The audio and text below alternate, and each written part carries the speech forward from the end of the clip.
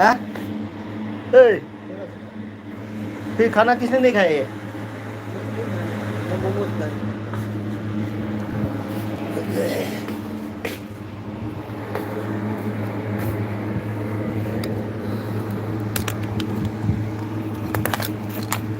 बहुत काम है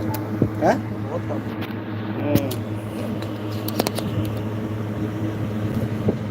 बहुत करना पड़ता है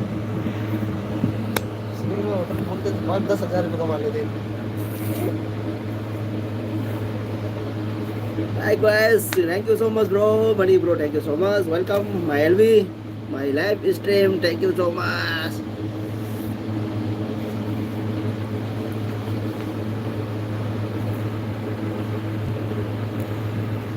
तू ही मेरी सब है,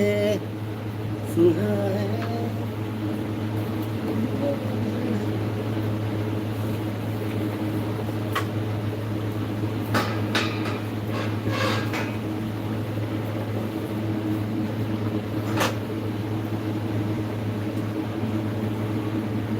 माई चुकी मेरा आना था करिएगा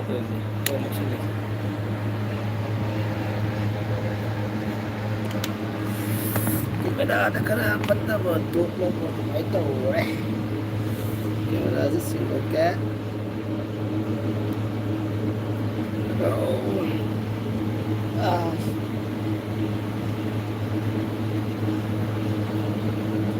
करी मखोन लोय रो करी मत बकई बठेला रो ngasi noodles fried rice loi su rồi Ham Bobby family hi bro ngai ri bo hi Bobby Ham Bobby thank you so much Ham Bobby batam ko da bi tung da nabung LB de lak bi jam harau jai thank you so much Ham Bobby thank you so much most welcome nabung LB de lak bi welcome to Zari damani chaksa bo cái đó đi Ham Bobby đi cái yang sa cái mani bo cái yang sa cái Delhi आ जाएगी miếng này cha đây Bobby đi vậy cô mà đi bọn nó bắt tin tay đấy cơ xiên luôn này camera đó ha ha sang đó bani bro ngasi DLV brogi uba siga cha ibai ba okay thank you so much Ham Bobby đấy ai susah đấy damani vậy cô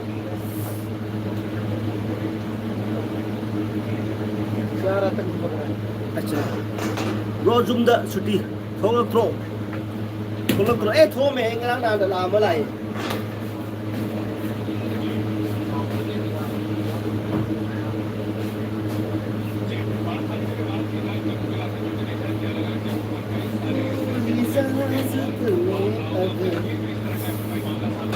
ai cái là sige diet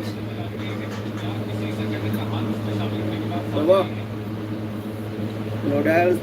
fried rice, ada lagi chicken lollipop, ada lagi macam sudah. Apa ni? Sara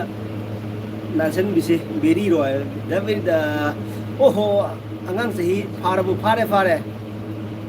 Ada bro jum dah cuti dah pada moni ber sara nan bihinjang ni. अच्छा okay. Deh Ham Bobby ni ber. Oh, angang sih fare. Deh Bobby ni. Dah mani sara nasi masih beri roy. Sera nansan masih beri neta pada isu meam su lagi ya Bobby. Ham Bobby ical atau isu meam lagi sera nansan masih atau isu meam lagi. The beri kagak ada ya sera nan masih.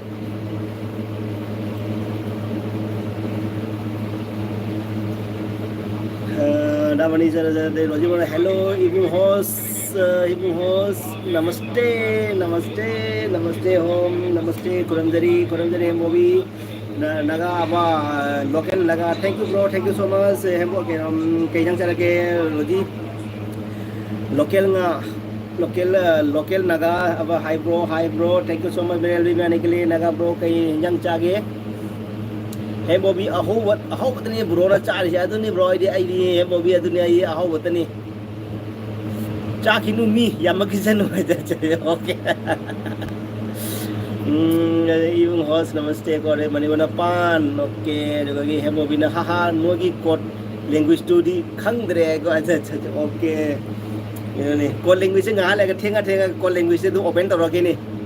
code language hi ora khong lak pai ne ko hoi loram da pore ekdam khula ni to se oho pan tho bane ko अच्छा अच्छा kino mani mubang ni sob sob thok ni pa no kare sob sob thok lai bani mai di anang ma ngai loi thok lai bani mai di he mo bina bro se mayang khara kang chen ma ne as ka dai te mayang kang no ne we di hinjili we di heli mi ne anda live de mubang to on hidina mani wana roji di namaste to bo ya de phate ko ai ba cha cha okay he mo bina da mani di nungai khara bani ai ba du ni nungai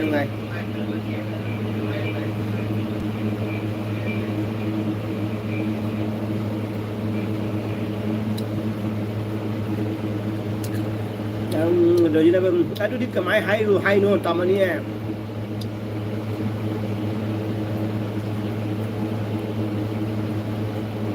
बहुत hard worker हो sir अच्छा रोहित कुमार बोल रहे हैं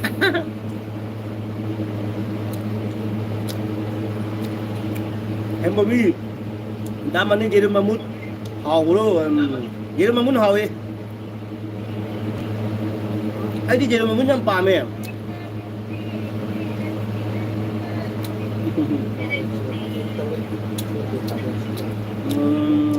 hào nè cũng hào ấy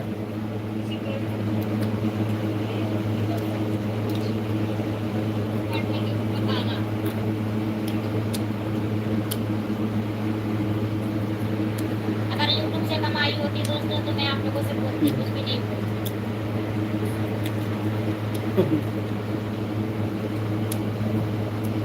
Mani bu na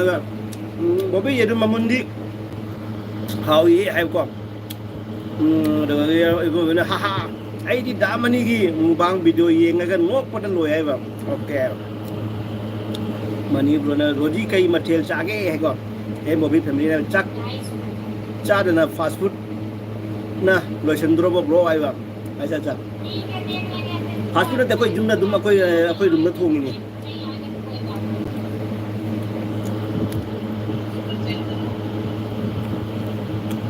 ha mamut hayu ne hai noi sibu ai ba acha nyo ko mamun hai ba hai na khare bo video ni ko ai si ta mun hai ba ka sum khana de na do mai na ko jedum mamun na ga ka sum khana ro je ba ko ko ki tha mun na no hai ni de no sauna de na ka kam khana da ba do mai na ko jedum mamun je so de mamun ni khan mi na ji ko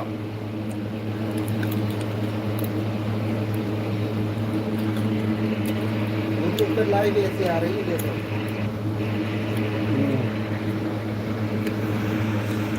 chắc ha ha mamut hayu ne noi sibu bo bi ne ba ko soi re he ta mani yerum mamut hai nu ne noi si ba ta re yerum mamut hayu ne acha okay bobi roji da join tawiramo please sai ba ko em hoi roji comment hoi roji comment ai ki video da thambiramo ai roji na hoi roji comment ai ma ai ki video da thambiramo ai rồi nó ta mani sauri thongi aduga nga macha tau ba ai ma ko ra hemo bin ha ha oi ma ai si re mana ba se hekda pului ne roji spelling type soi bani koi mani nai ba ko acha okay spelling type je koi thum mi dam soi gan ni ko ai thum ne spelling dam soi gan le thum mi ba ne ko em tha do mai gum ba lu nam tau ya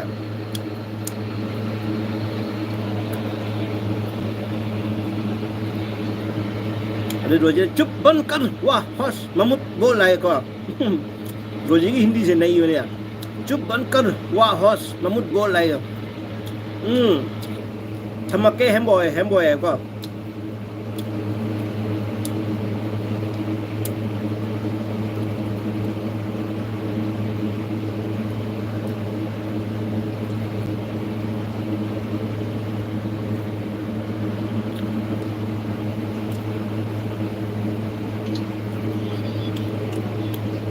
lo halak suti tolok pada ai thằng nào xí ai ba làm số làm mi ai thằng nào dem bộ làm số làm mi từ đi ai đối thằng nào đấy ai đâu phải thằng nào xí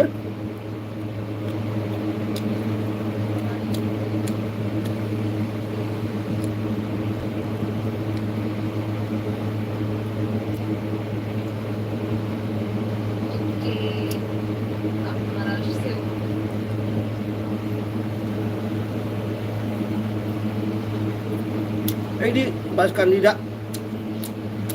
ꯂꯥꯏ ꯑꯩꯗꯤ ꯕꯥꯁꯀꯥꯟꯗꯤꯗ ꯂꯥꯏ call ꯇꯥꯔꯛꯄ ꯂꯥꯏ ꯁꯤꯌꯔ ꯇꯥꯔꯛꯄ ꯍꯥꯏꯗ꯭ꯔꯣ ꯌꯥꯗ꯭ꯔꯣ ꯕ꯭ꯔꯣꯒꯤ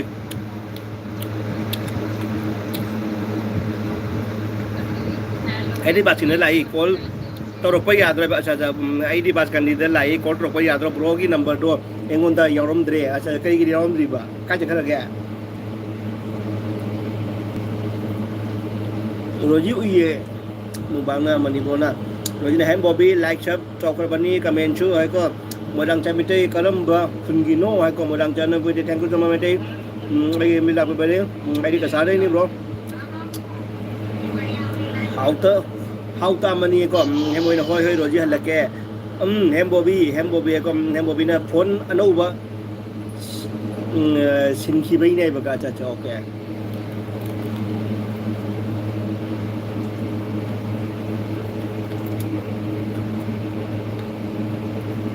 Robin number chắc chắn là rau khởi vô.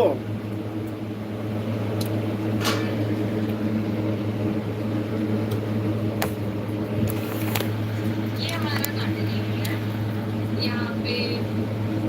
बहुत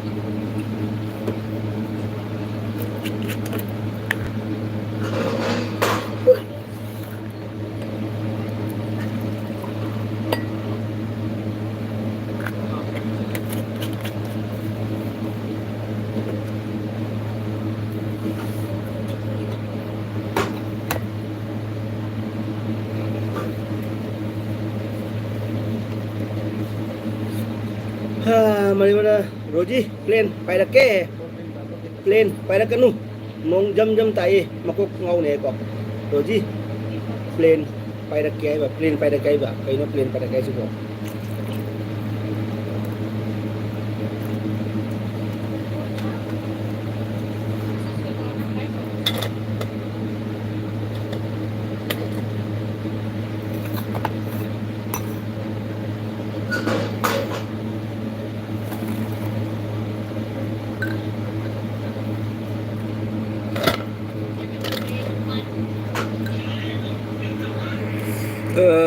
nong jam tai makok ngau ne ko được cái Roji ne nok sele ko manim wa no oh boss ngau re Roji he ko tum di bro as kadai tum no bro hajik da idea sandata ba ta ngai di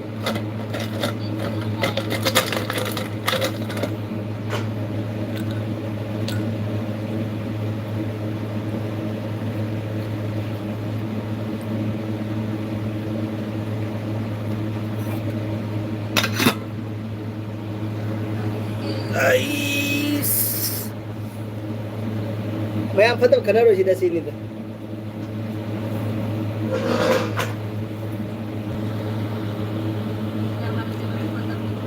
मेरा जो कसारा इसे खुनगी मिंगलो कसारा जे खुनगी मिंगे तेने कसारा जे कोई कसारा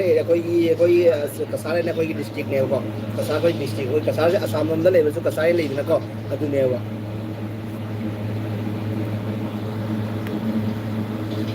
कोई मी हंग नहीं ना को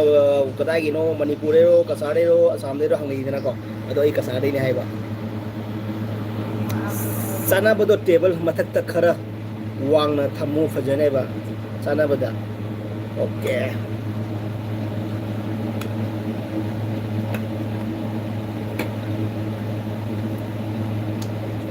साना बदो हाइबा साना बदो हाइरो अच्छा okay okay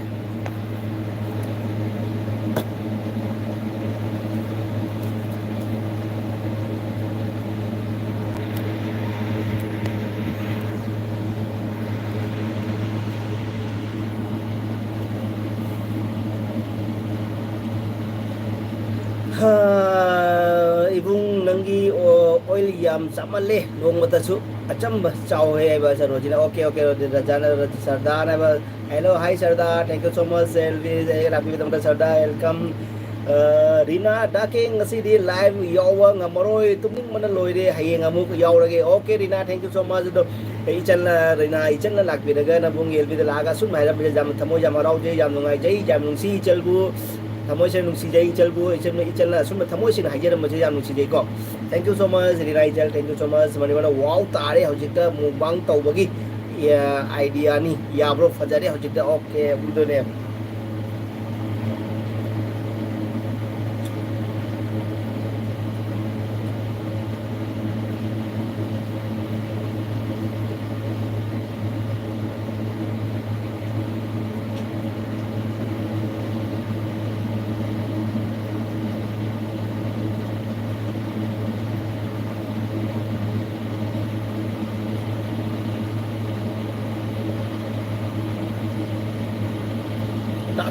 dakin good night hari ko dakin ngasih dia orang orang jadi ada mata bye bye hai to ko mata bye bye mani ne wo wow tare hojita re mani na dakin good night ko dogi mani bro na sarda says hi orang te pepsi mande ngofing mai lida hai baza pepsi ni ओह भाई बहुत yummy सब्जी है open wall thank you so much open wall thank you so much मेरे लिए आने के लिए thank you so much and Boram चाचू थैंक यू के आपने आप लोगों ने क्या क्या खाना खाया क्या क्या सब्जी खाया अभी मुबांग सु जाम ले रही है तो इसमें हम ले रही को इसमें ले रही चीना चाकू चाना बड़ी आइसक्रीम नहीं को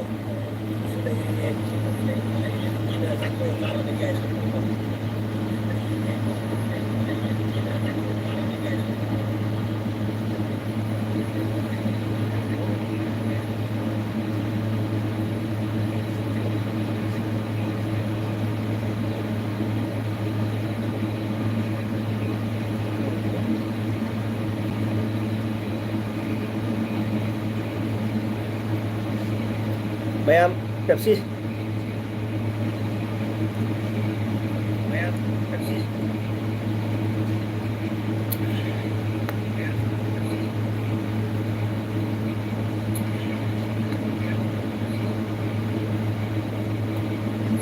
रोजीना वो भाई बहुत यामी सब्जी ओपन को रोजीना को इबुंग ये ब्री दे याम ऑयल चामली बीपी पोखाई तारे को बुक पोखाई तारे तरह बीपी पोखाई तारे रो कसम ब्रो ना है रुको ML open wall my mouth watering thank you so much open thank you so much le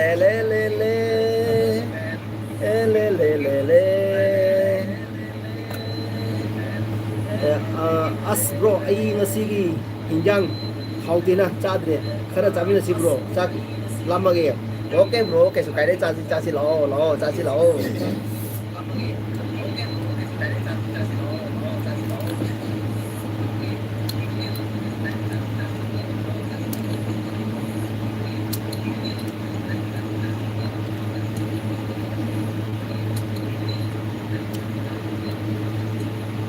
BP high bro okay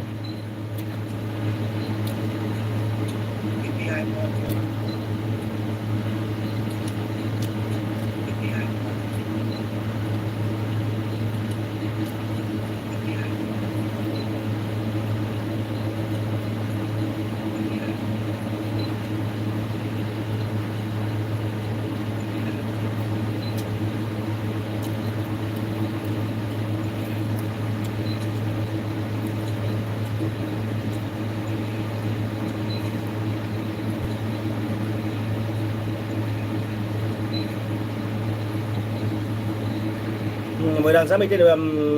वो तो वाइन साथ पीने का लगता है अच्छा modal sama itu वो तो वाइन के साथ पीने का लगता है अच्छा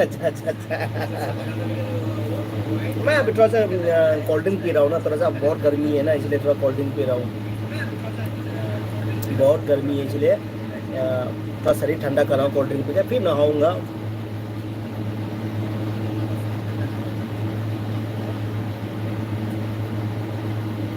Manipur Pepsi doi gidi kada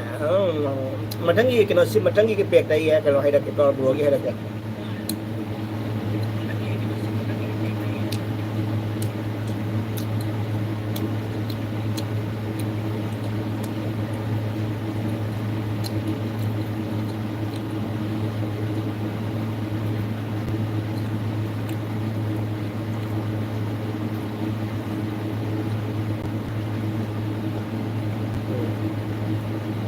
ये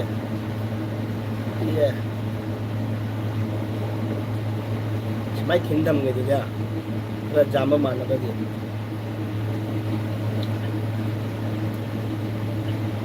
पेप्सी देगी दिखा है वो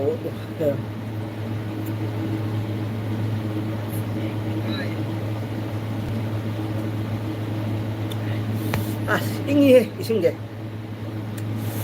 बर्फ से इमंग रहा है मेरे दिमाग कुल तुम्हारे एलवी मेरे दिमाग कुल तुम्हारे मेरे दिमाग कुल तुम्हारे एलवी हाईली करेगा मेरे दिमाग कुल तुम्हारे एलवी भाप तादरे ब्रो ओपन वाल मुझे समझ में नहीं आ रहा है आप क्या कहना चाह रहा था मुझे समझ में नहीं आ रहा है प्लीज दोबारा बोलिए प्लीज ngasi ड्यूटी ले रहे hayang कोइना लागे हियाम्बा ओके सनामतुम bro thank you so much याम्बा ब्रे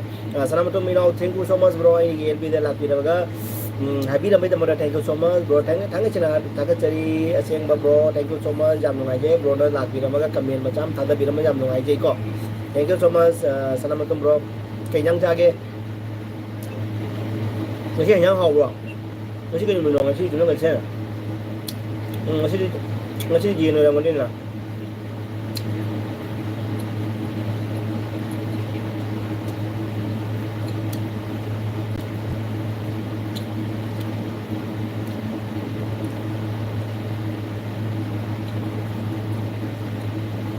thôi gì nè con người job cháu này có sai vàoไอ้โกลดิ้งที่ก่อนต้องจบๆจ้าๆดีป่ะจีไอ้โกลดิ้งทั้งหมดเลยแล้วก็จบๆจ้าด้วย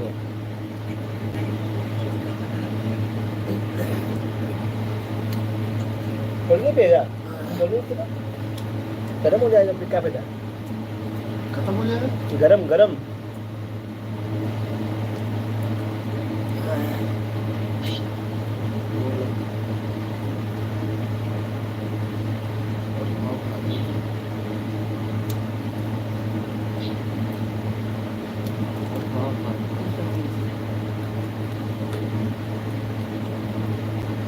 itu pek macam tahu sih itu kan salah dia. Kalau aja tu pek wala juga. Aja tu. Ai cold drink semua yang cakap pek. Sana tu bagi mami enggak.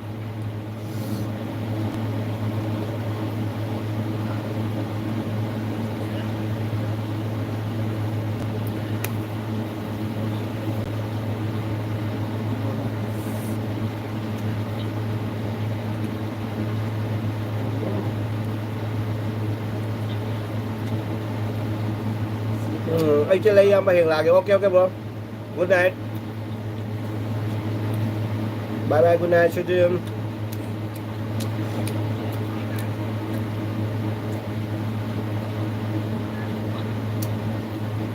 आराम पूर्वक तो busy रहे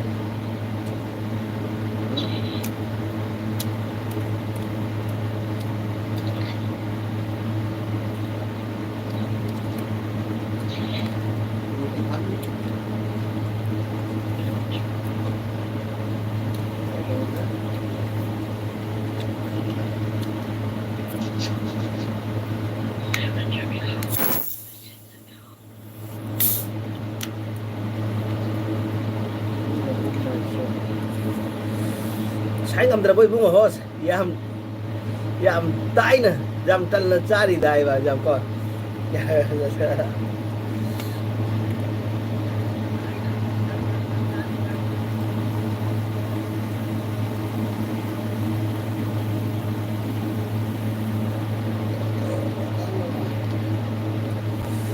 Oh, good night dai ba ko. Selamat malam.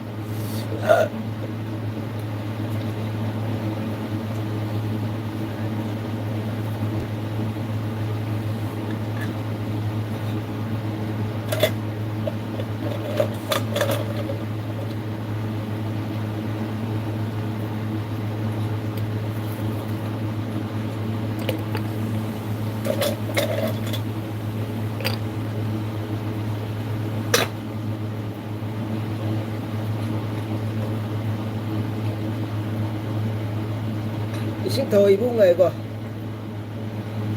Ok ok. Isin take ko.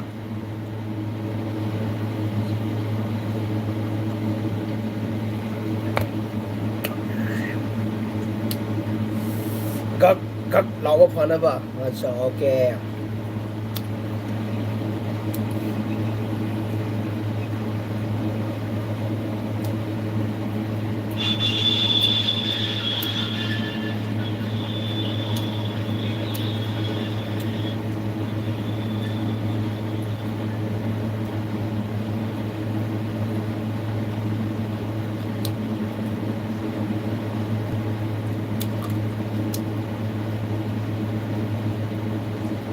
Khởi bơi bung mà si hai đứa không thắng đẹp nè thắng đẹp quá cái tôi đi rồi gì à hay đi nâng là hai nữa ngày đi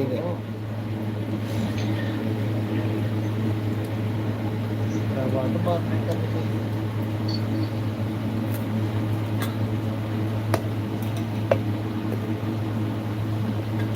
Rồi nhá. Bao nhiêu đồng rồi?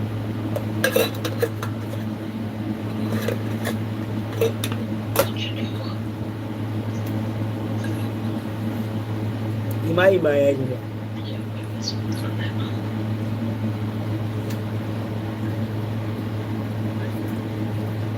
Nào gì á? Bao nhiêu đồng rồi?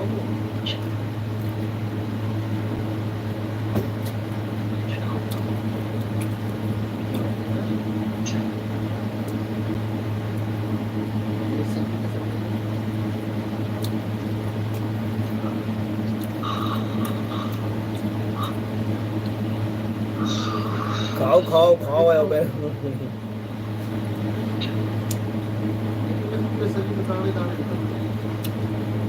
Terus mie amat lagi terbaik mal di bawah ibu ngayo.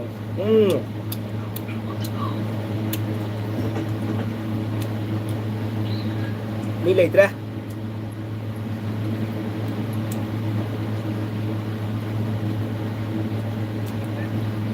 Kalau lagi isu cinta dalam ni asal. Cinta kayak nami no bro. Wah tak siang dah do kayak nami do siang dah do cinta nama je makal jami ka nama meam jai kayak gini macam meam nama jai ko. Aziz Hussein bro, thank you so much bro. Aziz bye. Thank you so much मेरे लिए आने के लिए. रोजी नौक से ले आए. मैं बहुत बढ़िया bro. Hussein bro मैं बहुत बढ़िया एकदम मस्त है चंगा. Can you take a big bite? Okay, can you take a big bite? Okay, gaming sound Sugata. Okay, yes, I can do it.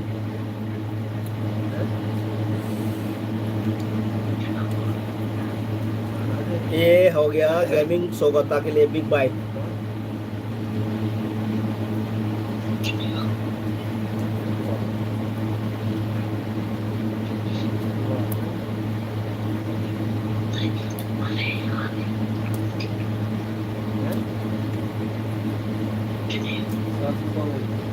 KMC no tama niya. Ito yun. Malinap pa rin naman ni Broji eh.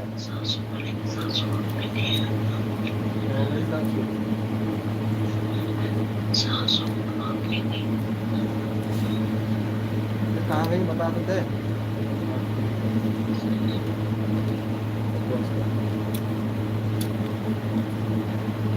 Kevin started. I watched DR in your life. I said okay. Thank you so much, Kevin Brown. Thank you.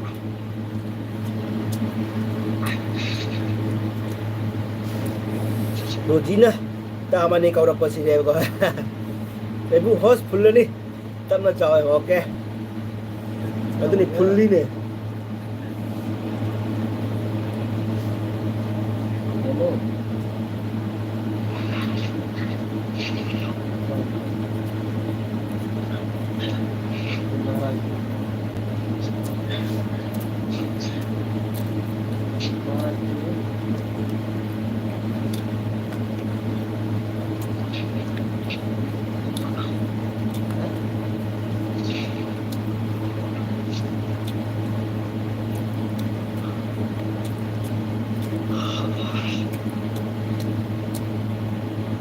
Gaming together. What do you tell noodles in your language?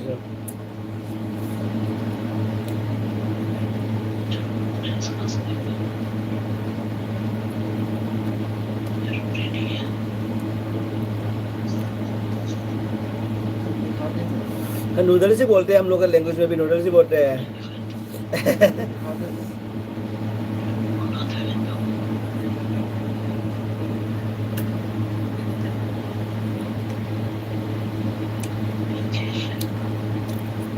Kumar Gujjar Gaming bro noodles ही बोलते हैं क्या हो गया फिर Kamani kaurakpase kaidaurage ay ko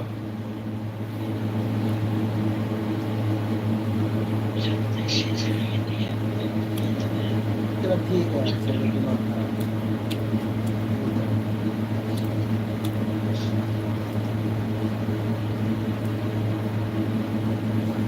I mean it is too spicy yes bro बहुत spicy है noodles में spicy है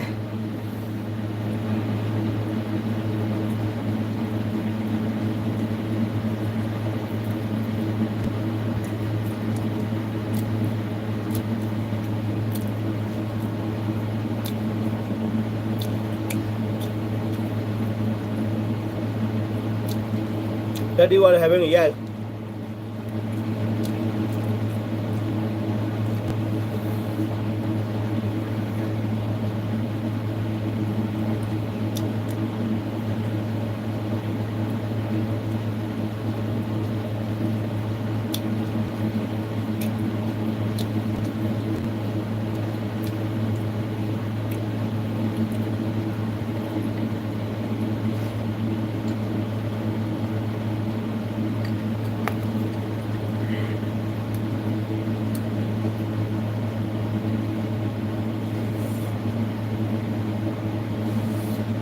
the left one of your side is biryani no bro here is fried rice Szechuan fried rice today my dinner's menu is recipe chicken lollipop and smiley potato smiley and noodles and Szechuan fried rice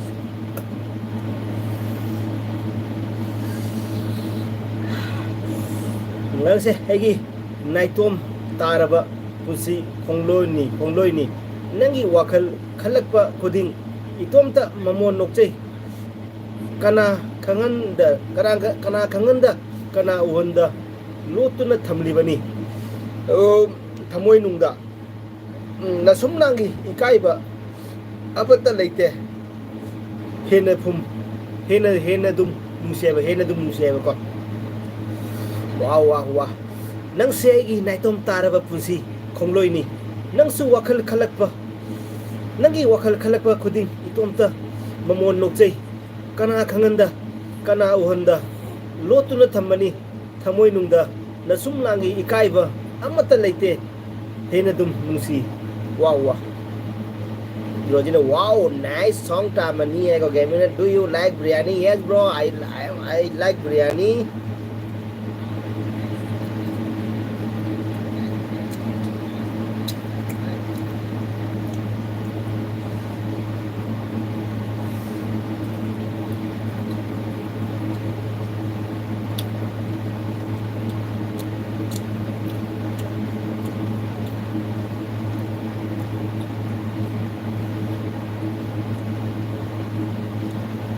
Gaming so from but I cannot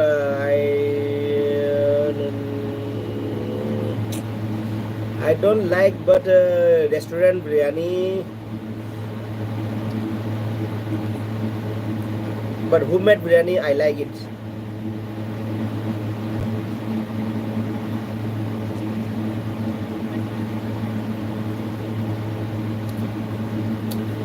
then you should have biryani in your next life. Okay bro, sure bro, gaming so good. Okay, sure.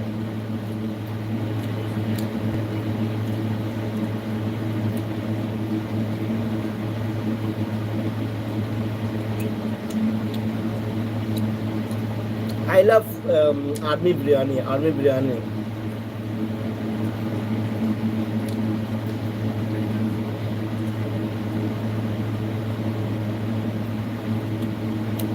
Other biryani is I don't like.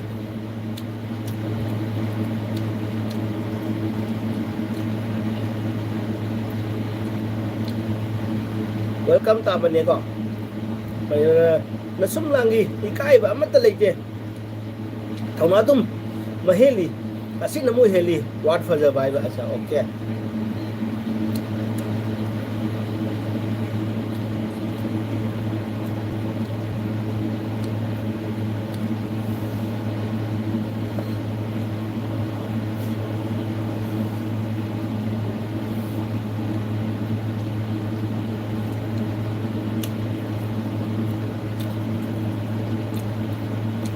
I do it nice water. What? I do it nice. What? Tamani hai nok se le do. Nice what tamani hai ba.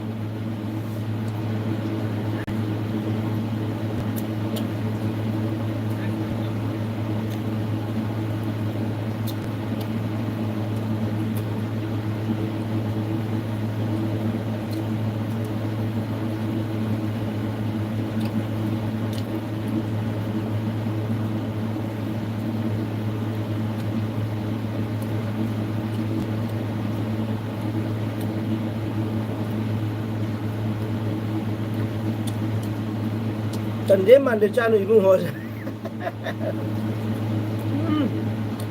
Ai bút tần lẹ sao nhá tệ. Ai bút tần lẹ.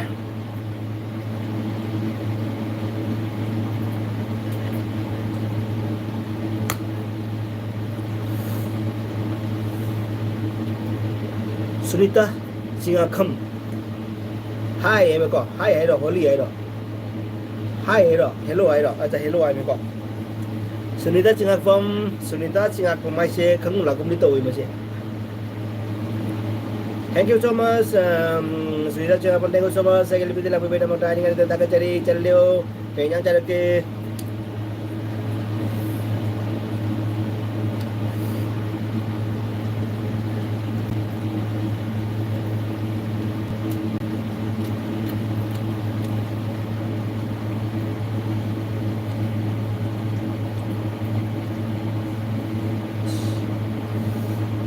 tập muôn nó thuộc em tâm rất mình sẽ khai cái cọ đem ta bao nhiêu cọ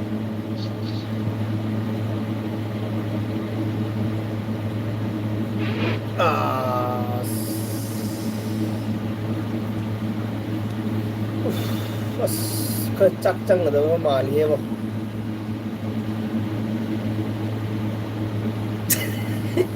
Sinitan nok sila.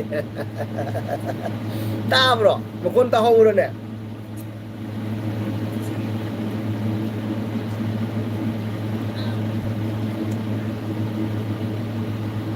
Are you having liquor in that glass? Are you having liquor in?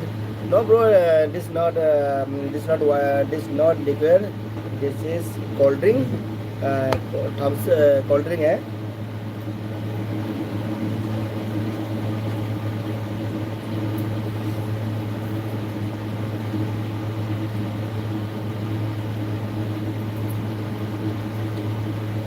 Effort giving her effort, yes bro.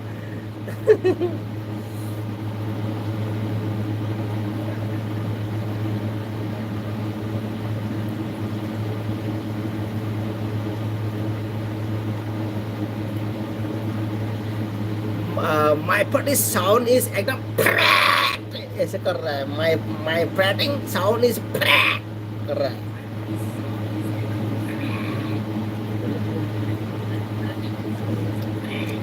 Cây làm đấy cái nuôi bần ném này rồi ném thấy có sao mà ném có ấy cả sao đây nè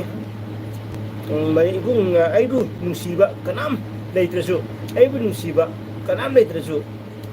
ấy nè bike stand thật đó rồi bike thầu là đi ấy vùng nung xì bị bạ mấy em mà thôi là cái này stand ta đây hay là cái này nung xì nữa ở xí ngoài xe sai đi nè wow wow bro Hindi da already yam fajavani Iba hater ay ba sa okay.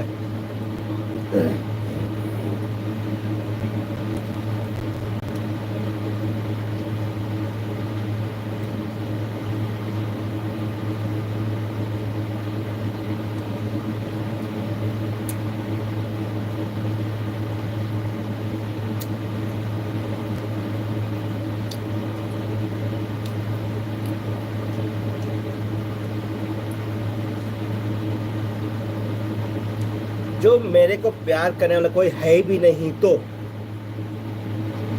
तो मैं गाड़ी bike चला के जाऊंगा तो मैं stand गिरा के जाऊंगा चला के तो मेरे को बोलने वाला बहुत है स्टैंड गिर गया स्टैंड गिर रहा है स्टैंड गिर रहा है स्टैंड गिर रहा है लेकिन ये शायरी है मगर ये शायरी है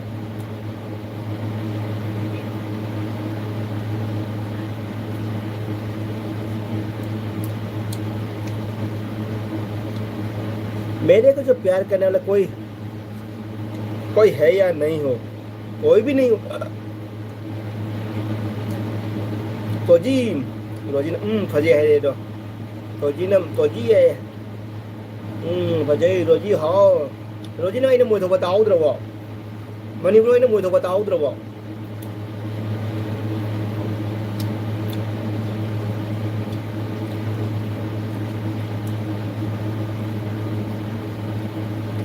Kaya maniwang na oke. Jadi na tahu deh ini nong sih Ôi anh kia biết rồi thiếu có anh cái ta đem mùi thuốc cái nè cái nó em rồi gì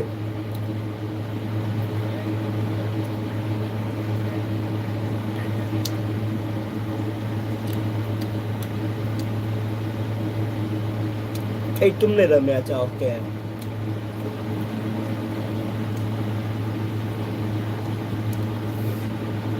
रोजिले में तुट हो सारे को Hey, what a sound coming from background. Hey, cooler bro cooler चल रहा है इसलिए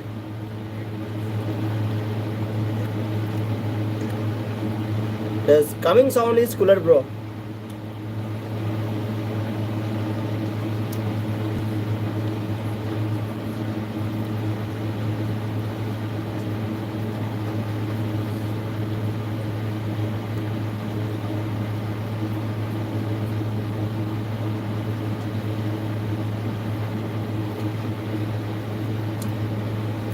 तो रोजी तुम भी याद है मतलब वाली प्लेन अच्छा plan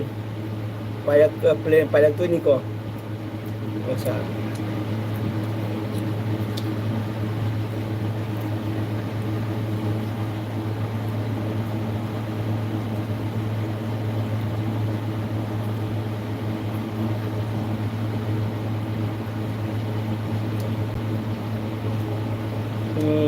which company cooler No, I can now this time I cannot say bro, but now this time not see.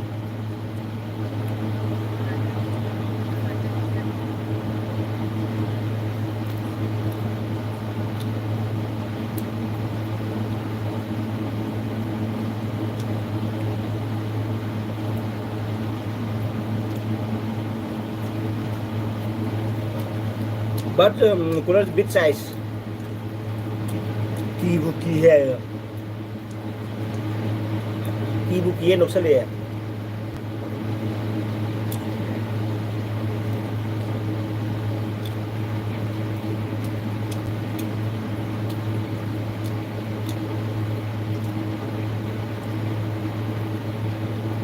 lung pai bro tiada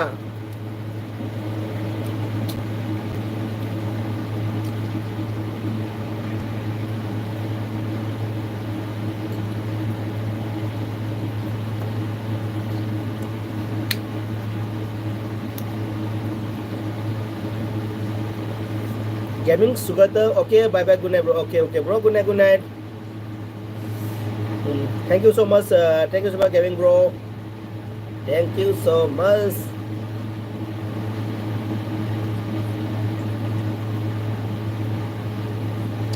thank you so much support me bro support me Jamin Son support me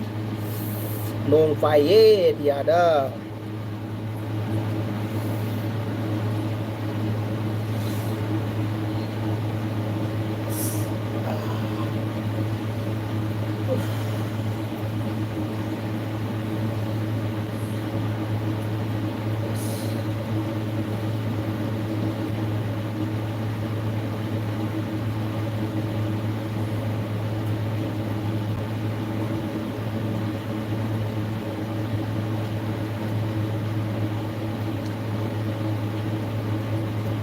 Ozi no se le se jadre oh mago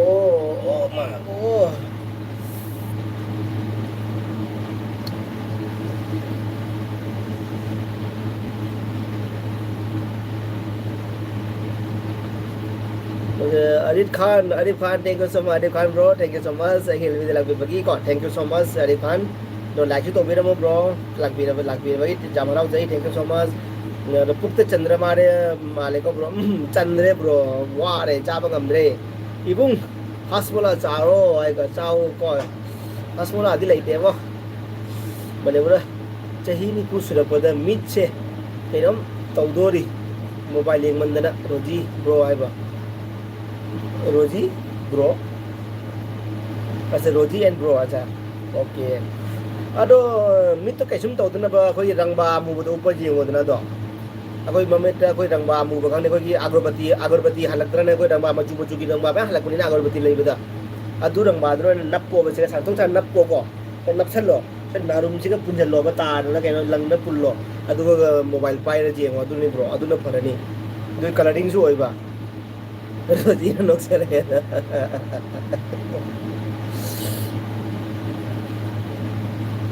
Roji nak sele, mani nak sele. Thailand mà người ta có color TV, có black and white level kamu nak main tu orang kaya di, có cái rang ba marang tu, có cái rang ba, có cái ngasang ngang bagum ba, có cái asang bagum lagi dah, có black and white TV, macam tu komsen macam tu, thada raji yang orang color malah macam tu, ada kita type tu orang. Papulu Cirom, thank you so much, Cirom, thank you so much. Do I will be the lapu pada hari ni, ada cari.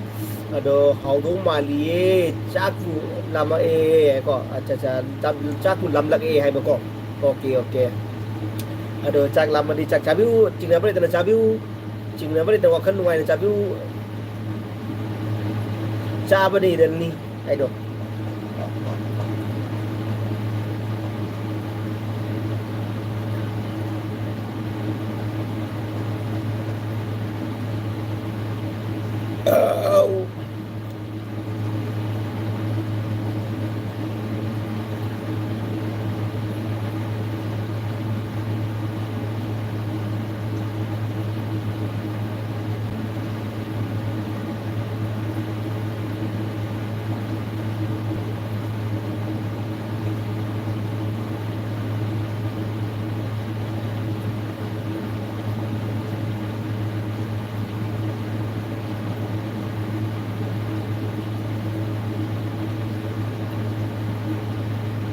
Oh, Sandarani, thank you so much, Sandarani. Hi, Sandarani. Chal, thank you so much. Saya lebih dalam lakbi bersih dalam aja. Kayaknya kari material cara ke jaldi. Sandarani, kayaknya material cara ke. Lagi tu biramu. Mani wana ID thabak su benda. Panggil kan dapat cari yang cai kuai bako. Acha. Nanti tu ke thabak su benda panggil kan dapat aja kerino. Nanti se meaning jam lagi ko bro. Nanti meaning se double meaning ni ko. Thabak su benda panggil kan dapat kaya. Thabak tu su benda terus atau thabak su benda bro.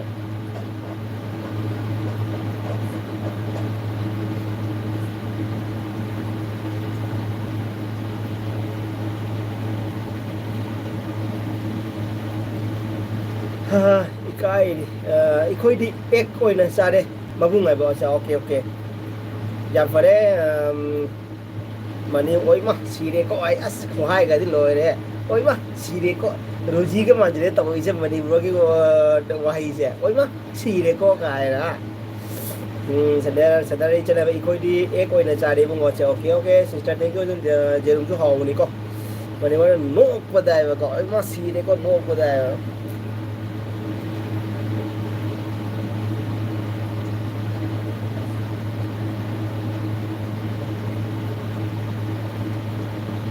thamoi sen ne nung si hai du na nung si na raga karige bhumi mangda nung si ne hai ba kiba na moran mukuman hai moran mukuman thank you so much igel bidela bi beda magta ke hinjang no mubang tong doi se ai mubang su loi de bro ai na jai je noodles ka adoi szechuan fried rice ka adoi chicken lollipop ka adoi macan smiley ka okay potato smiley bi de ko adu do chare khai bok chare adi ngamdre cha ba je ngamdre ado sim mamang tham mi ni ko sum ai ala ko mi na sum u na bai na mubang to ma na bai na ko thank you so much ko mubang kuman bro thank you kai kari matel chara ke bro di mane bro double meaning hai ba du ga kainom nisang lai acha okay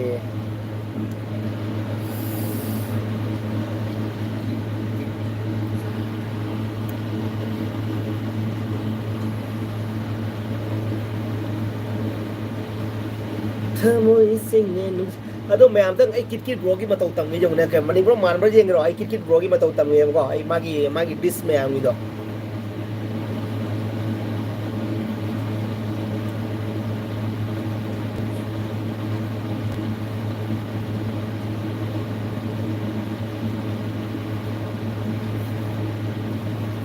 ngoi ba ko okay jadi kita angkat ke ko kamera sa toro oi mai okay hello mayam adu mayam ai ngasi cha da mathen se sidal le jare ko asida le jare mathen cha da sigase chicken thong ba sigana chikuti asang ba sigana chen sun je pung ba sigana jongsang maru mayam sigana jeru mo football sigana le jare sigasi le jare sidam si mayam si champung thong ni ai duty de hala thong ja bari do mayam ai cha na ni do sida le jare si mathen le si sida le jare sida le jare sa sida le jare ado mayam aha me chokom sidi mayam Hindi mo na ko. man bro Hindi mo ko.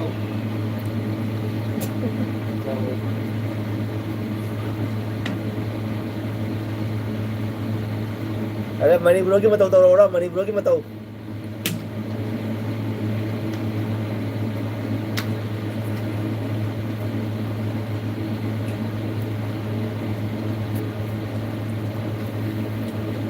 माले नहीं बने किर bro तो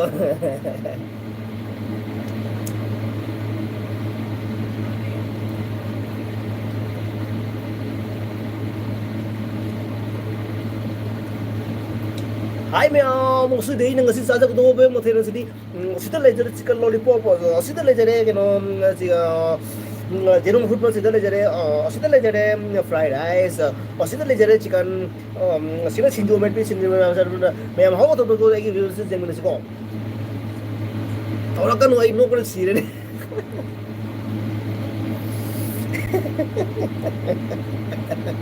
tao nó cái nó có gì đấy này không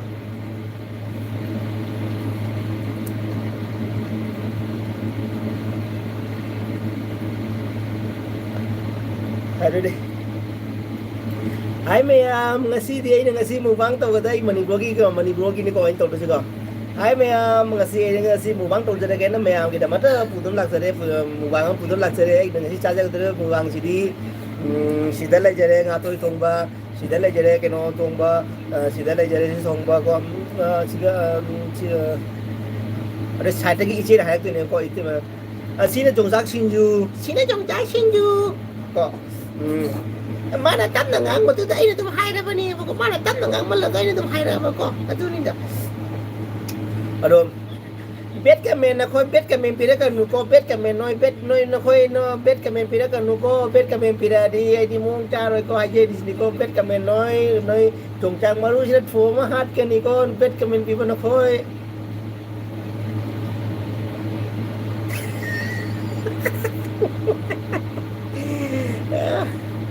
rồi Roji lok se le re mukbang lok se le de bro kang chik pada sido re oh ai ko ro kan noi no ko si ne mane puk kan na he aduh lagi ai che ki cha ni ko mukbang cha ni ko ising jam phun ngal le Arif Khan ba tungda maya ngamal lai re Manipur kai ba tungda maya ngamal lai ri Manipur da mande kai lam da lege bro Arif Khan ai di ma pan da lai ai di Assam ni ai di ma pan da lai ai Manipur da lai te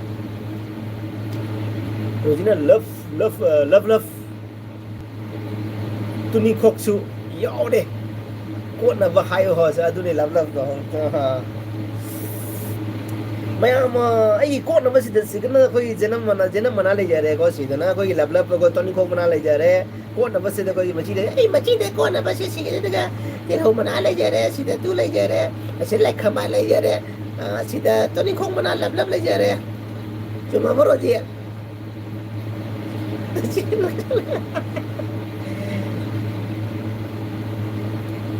Maya mai ki makhon je nupa makhon man na mane koi makhon je nupi makhon man mane ko maya maro ki waja de koi makhon je jam na nupi makhon ni man mane so na pe mane kare ani upai lai te sire sai ta no ko dai chi ni ko Roji na Thank you so much Roji no ko da si mi mai ta ba ta jam no ko be ta hai ngai le ta tha ga chai ni ko ai mani bro ki ma to ta ma tu comment pa ja ni ko ku na de ko no ko da ko ka da je Rajiv, thank you so much Rajiv. Nang se drink tau de da bro jam na. Ai dum cold drink ma dum khan thai ko ai jam ai drink tau de da. Oi tham da amu kan de mun thai. Tham ani da amu dum thai ko. Single lifestyle bro, hi single lifestyle. Thank you so much bro. Yel bi da bi da mak da hi, thank you so much. Aduh, ai lifestyle bro lah ko de ko ge thamoi se dam phando re ba ko ko chok phun ngai li ba ko aduh ni da lifestyle bro thank you so much nang su lifestyle bro nang license mai pa koi ne nang su pa koi ne license mai ko thi le nang thi ba phang da bom ta nang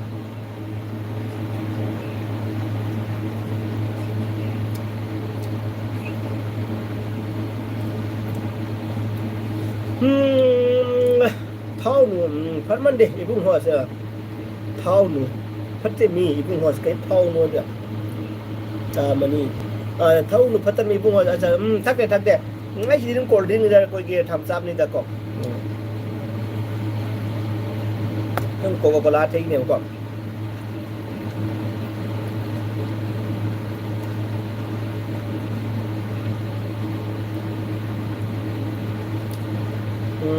message deleted by Roji Rahman Nithojam. अच्छा okay message delete tau kare ko Roji na. Thank you so much Roji, thank you so much message delete tau kare. Okay mi patawala di met lo. Babu amma loi ga lakani. Babu amma loi ga lakani. अच्छा amma loi lakani अच्छा okay. Aje loi diri bo hau da ngai di bro. Mi met kare bu ho okay thank you so much me pi be da mata jamara re. Thumbs up mande da mani bro Coca-Cola ne ko ai ki mai ki no di una ro ke ko Coca-Cola ne ko Coca-Cola ne ba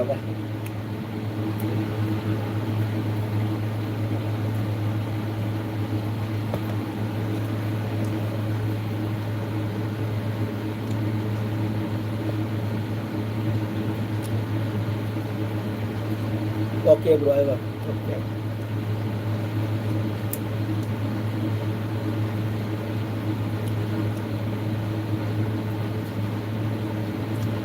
Najib like tau bira bro.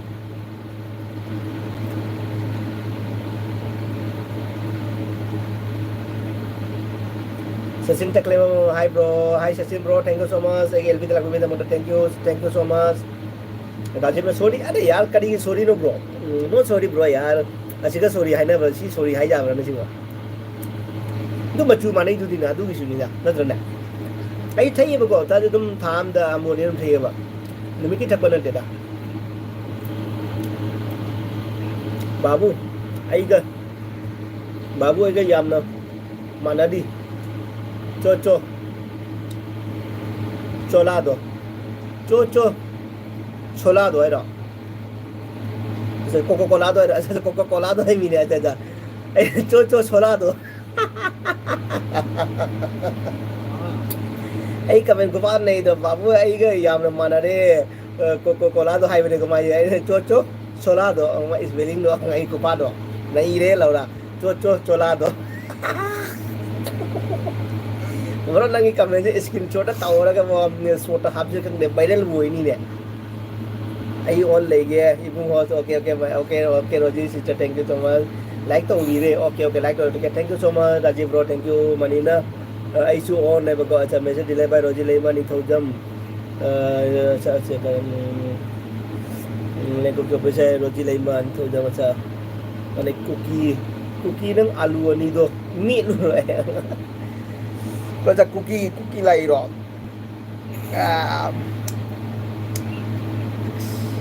cookie chắc thi thằng thôi chứ ấy chắc xa thì còn là cái nó có ấy chắc xa vừa ngầm môi tôi có chỉ được sắc sinh đâu rồi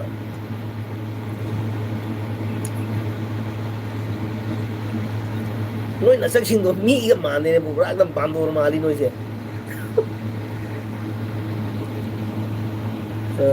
mi le siram dai ni ibung siram dai ni ibung ate okay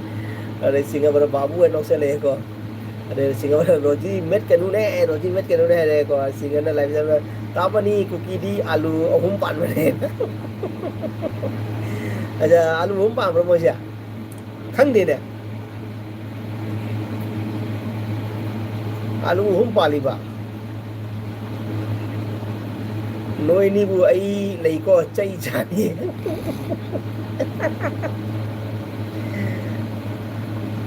Atau mau alu hum pilih sih karena mau mabai sih mereka pilih pajala. Saya ai orang ni extra mana ni nang lau orang ni pilih pajala juga. Okay. Mabai sih mereka pilih orang ni ko ahin mama. Noi wali se loi fugat lah kan ni dum lau na. Hau gai hau laga ko ha ai to sele ko Roji good morning ngai ko sa morning da ko ta adri da paro ta adri da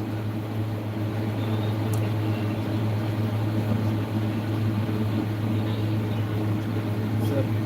पूरा बाजार और की तरफ से मेरी तरफ से दूर बंद है मच्छर आने चार पाँच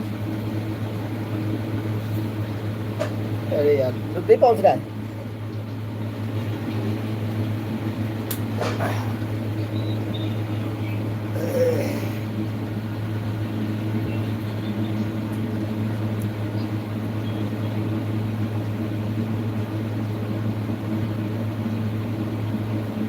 Rajina bro nang kali de lagi ya bro. Bro ID kino nih, ID kesum de lagi bro. ID civil job nih.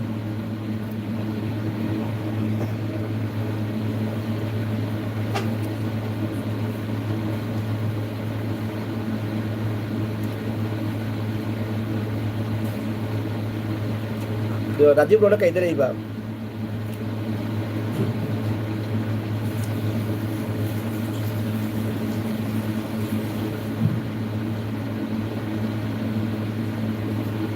Rosan singa kari lam de lege bro ID ka sada sam de lege bro Rosan singa thank you so much Rosan singa ege LP de lag beda mata ani ngal ka chari ko to lag to biramu bro Rosan singa lag to biramu lag bi bagi de mane LP de lag beda ngai je harau je lag to biramu please babu ga ega mane job to mani job to aja babu ga ega Mani job tu iba, singa nai ba babu ko ikan mani job tu ay singa nai ba babu ko ikan mani job tu ay noi wari tu ay mana sari ay Roji na singa nai Roji KMC Rajiv nai ba bor ID brother ay ro bro ay ro kari ay no bor ay siya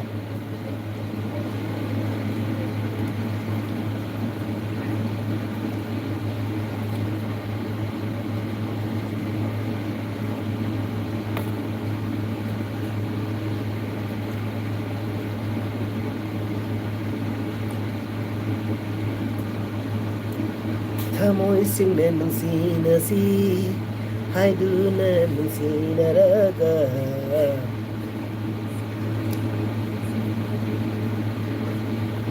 no sorry करीगिनो sorry ऐसे bro नो sorry करीगिनो bro sorry से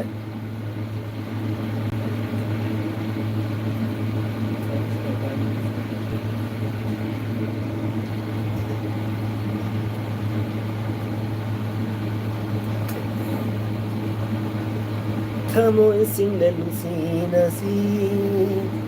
हाइदुना नुंसीनरगा करिगे गुनिमांगा bro bro bro ना नसी वखल खर नुंगाइबा माले को ऐसा ब्रो ना ब्रो से नसी वखल खर नुंगाइबा माले केनो सिरोसन सिंगा ब्रो आइदि नुमि की वखल नुंगाइ आई नुंगाइ तब नुमि नम त लेते गोनो वखल आई सोम वखल नुंगाइ आई गोदने कोइ सेट ओइबा नुमि चाम त लेते आई सोम वखल नुंगाइ आइने सेट ओइबा नुमि जे कइनो खुमरा जुमदगी थोलकपो नुमि से असि जामना सेट ओइगल्ली असि कतने की सेट ओइबा आइबु जुमदगी थोलकपो नुमि जुमदा खरनी लेरोगा जुमदगी थोलकपा चलमदाइ मतम असुमसे असि से खरा सेट ओइ अदुगगी संधादगा नोंग चुरप संधा नखोगी संध्या मतमदगा नोंग चुरपसे असि से आई जामना वखल नुंगाइदे असि ग पर पुनिंगा नुंसी नोंग चुरपसे आई नोंग चुरदि जाम कपनिंग पुनिंग नुंसी असि के सवारी ले बाबू आई वखल नुंगाइतबा लइए सेम साउने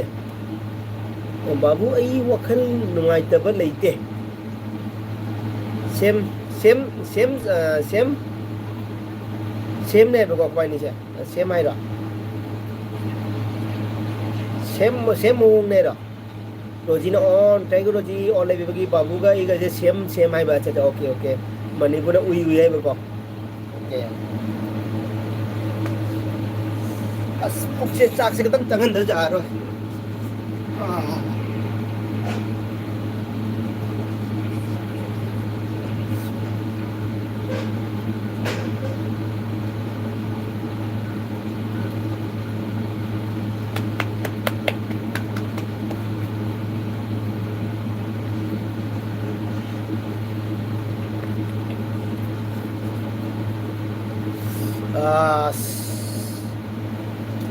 करी वखल नो इबाई भाप ताई को करी नो हाई से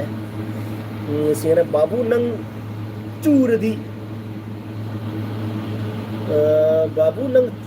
करी वखल नो आई भाप ताई को करी नो बाबू नंग चूरदी करी वखल नो आई भाप ताई को करी नो कई नो भाप तागरे को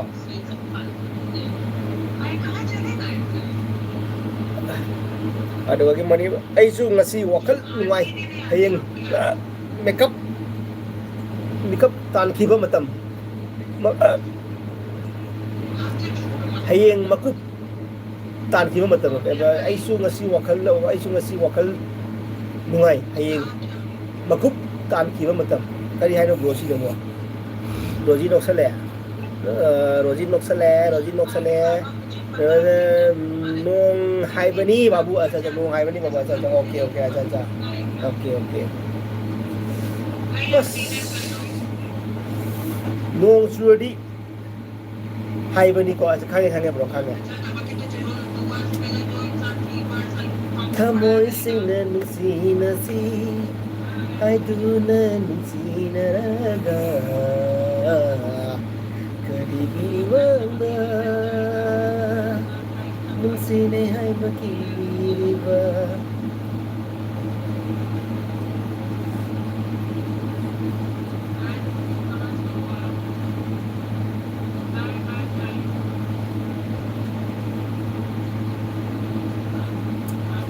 एंड खुद त हाम कुछ रो सारे सी थमोरगे नुंगाइते बांगसिदा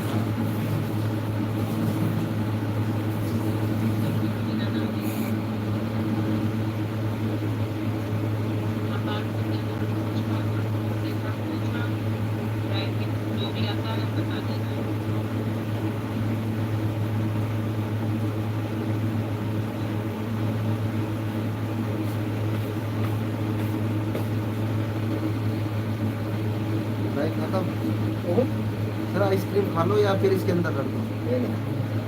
मैं नहीं खा पाऊंगा, बीमार हूँ। हाँ तो ठीक है। हाँ, चलो पढ़ो। हाँ,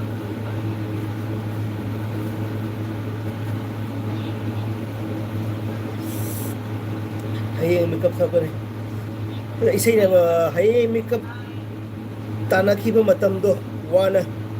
ngai du re ba hãy makeup thana khiba matam do wana ngai ma du re ba ko ngai du re ba so isay ni ta mani hai nai song ta mani hai ko rojina singa bro ai mani na mani ba wari ta ri ai mani ne ba ko roji isay phajaba amatang iro ai mani bro isay phajam tang iro ai मैंने तुमको दिल दिया है ये भी न पूछा कौन तुम ये फैसला जो दिल ने किया है ये फैसला जो दिल ने किया है ये भी न पूछा कौन हो तुम थैंक यू सोनू। ये किस क्लास में? 7th में।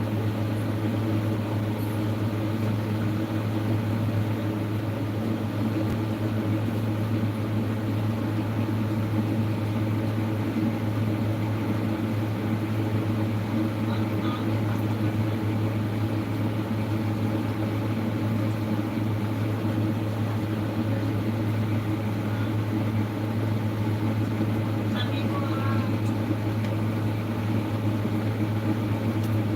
ये चलेगा क्या?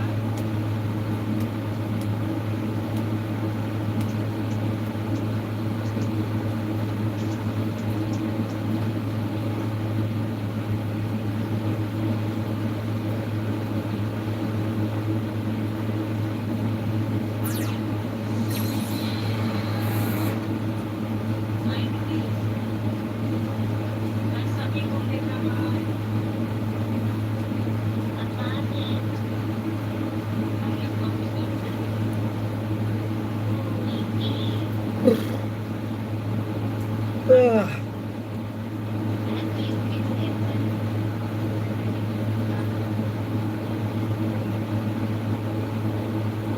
मुंबई से घर से भी सभी लोग हैं। लेकिन अक्सर वो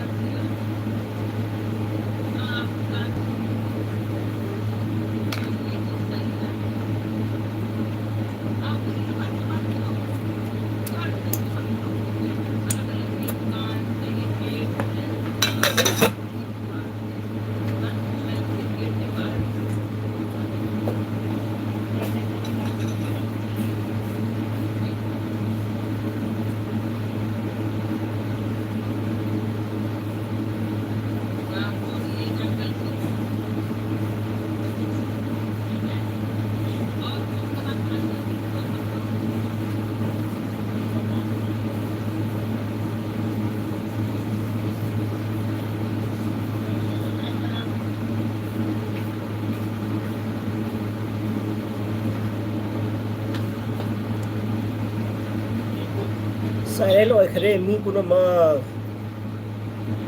ꯑꯗꯨꯗ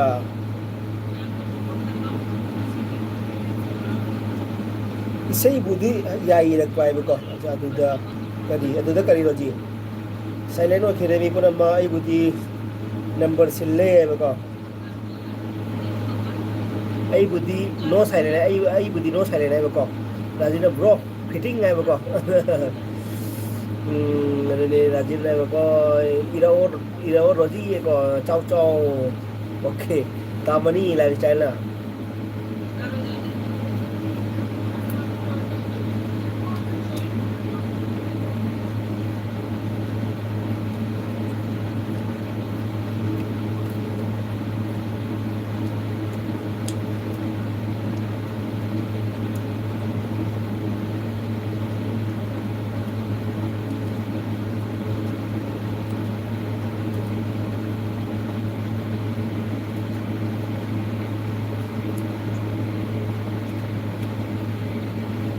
बाबू सिंगापुर तामनी है कौन को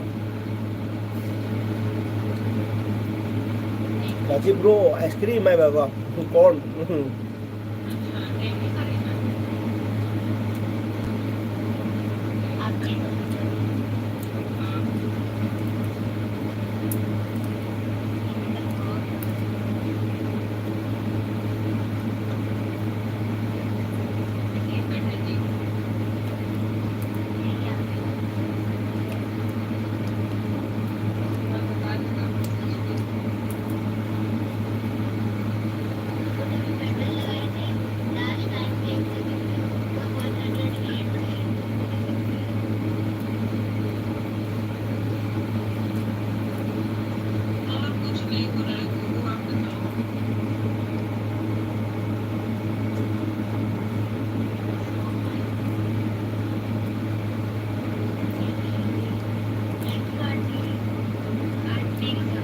ब्रो नुआई की रो गुड नाइट है bro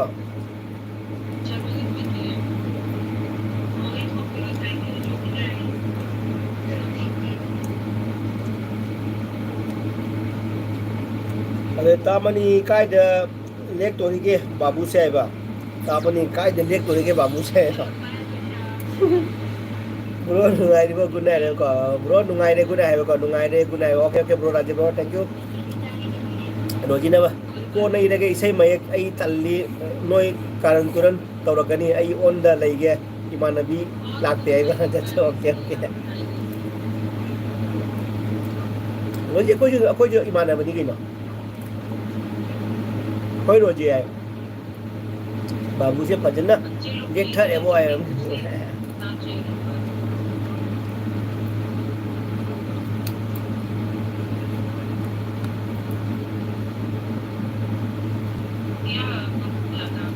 lifestyle bro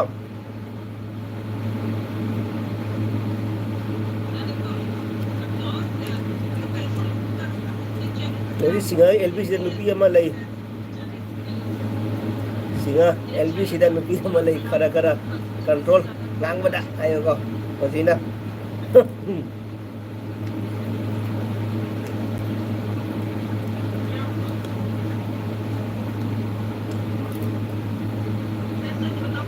Singa na roji है sorry roji है खुद में sorry है. Control yourself okay है kau roji na. रोजी आइसक्रीम है बनी ने रोजी है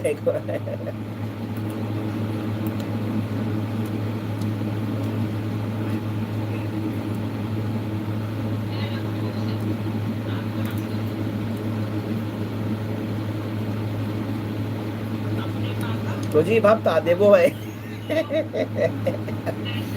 सिंगर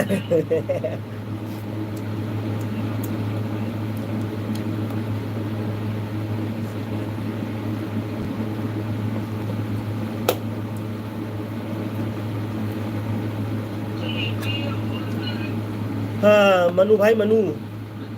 समझ आई खंगरे मनु भाई मनु आई खंगरे thank you so much Manu भाई Manu thank you so much एलबी तलाकी बगी thank you bro thank you Manu भाई ब्रो थैंक यू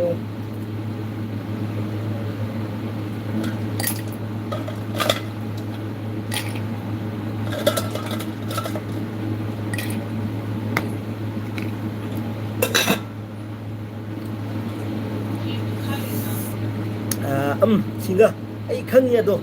नोइना करी ngang बसु आई ताहौरी ज्ञान ताउने बुंगो आयो को अच्छा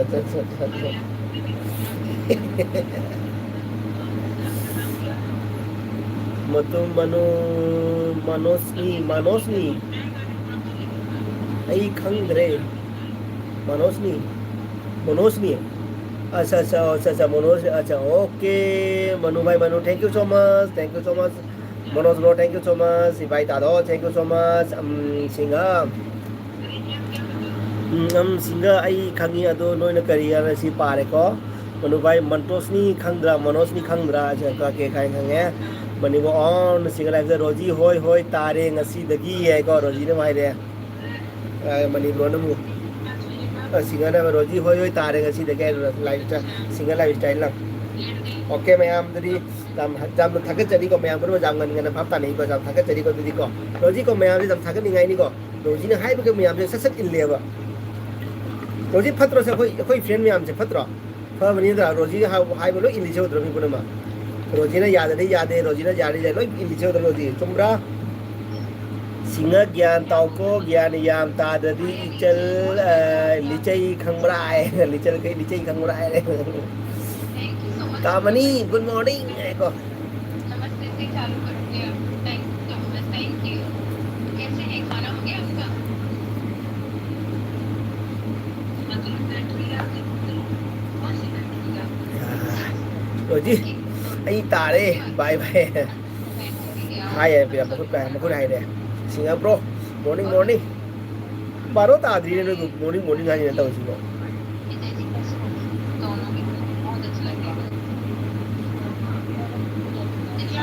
फै फै इबुं खोस खरा करी खरा ngangje bai wata ni da gyani bhari tai sa okay ai on ne ba ko bani bro da singa da ba babu ai fi suri ko acha ai ju fi su da myam nei ne bro bani bro lifestyle bro ai ju fi su da myam nei ne adoni tasan thamme fi myam ni su da myam ne pai lai neแต่พมุงน่ะผีจะจันเลยแล้วจะขายเลยนะยามไฟสิงไอ้เลยก็ไปสิงอะไรมาโรจีไอ้ผีสุริโกไอ้ใหญ่ไปก็อาจจะโอเคนั่งเขาจะไกลเลยไงไปก็มนุษย์ไปมันไอ้นั่งเขาจะไกลเลยไงบ้าไอ้จะกินอะไรเลยกระสานเลยก็ไอ้สุวรรณเนี่ยมันโรจีเนี่ยมันนี่ว่าไอ้สุวรรณเนี่ยร้อยปุ่นโอนเลยनसीब दी भला लाग रहे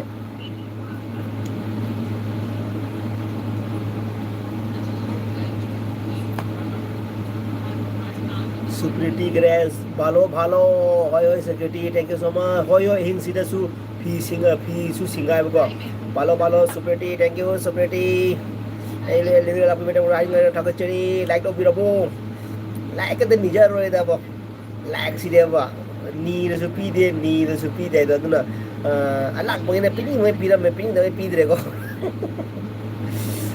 posting काई ता लई दे के high में आई auto थोई नि ब्रो आई ऑटो थोई ने आई न पोस्टिंग हंग ले जे कई नो मनु भाई मनु नन करी नो ने आई पोस्टिंग काई ले हंग ले चाई ऑटो थोई नि ने आई ऑटो थोई ने आई जे गोवा दा ऑटो थोई गोवा दा आई दी ऑफ ने बा को आई दी ऑफ नि आई दी ऑफ ने जे कई नो आई दी ओप नहीं सुप्रीति के नंग आई ओप ने जो भाप ता दरे मनी वाना सुप्रीति हाय सुप्रीति ने इता लव सिंगल लाइफ सुपर चोंग हाय केएमसी भालो सुप्रीति चोंग था माई बको सुप्रीति है रे सुप्रीति चोंग हाय केएमसी भालो है को रोजिना मता नंग दी ऑफ लो हाय बको कई नो ऑफ है जे कई नो ऑफ है जे कई नो दामनी द हीरो फ्रॉम कसारे वैसे दामनी द हीरो फ्रॉम कसारे है ओके मनु भाई मनु नहीं बको नगुन खंगे अच्छा नगुन खंगे अच्छा सुप्रीति लाइक पीरो लोयरे वारी अच्छा okay thank you so much thank you Supriti thank you ओप नहीं था ओ भाई से करी नो नोई किचन दगी ओप ओय है रो नुमी मरी मंगानी ओप ओय है रो किचन दगी नो ओप भाई से डीएम तोरो ओ नंग नंबर मोबाइल डीएम तोरो से करे नो डीएम से करे नो डीएम से करे उदि नो डीएम तोरो ओ नंग नंबर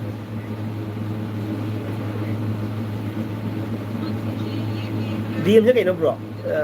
मनोज भाई बाबू आई डी ई रिक्शो थौरे बाबू आई बको रेसी सुप्रीति मयाम न ऑन हाई बदु आई दी ऑफ नि हाई बनी टाइगर अपंग अच्छा ओके आई नुमी मरी मानी चाकुम दे ओप ओइ रे खल्लु रे दु ओइ माने ना अदु हाइना रे मैं खल्लु रे दी सिंगना सुप्रीति हाय सिंगा ब्रो हेलो डिस्ट्रिक्ट मजिस्ट्रेट है अच्छा डिस्ट्रिक्ट मजिस्ट्रेट ओवर सच डीएम तो है अच्छा मनु नंग नंबर सिले अच्छा ओके सुप्रीटी ने मयाम खुरमजरी आएगा मने उन्हें कसार लंबी लेसा भी दो सुंकी किदना फजर भी दो अब पर सिंगर डीएम डायरेक्ट मैसेज है को ऐसा डायरेक्ट मैसेज है बा ओके डायरेक्ट मैसेज वाह क्या शॉर्ट फॉर्म है यार मानना पड़ेगा डायरेक्ट मैसेज है बा ओके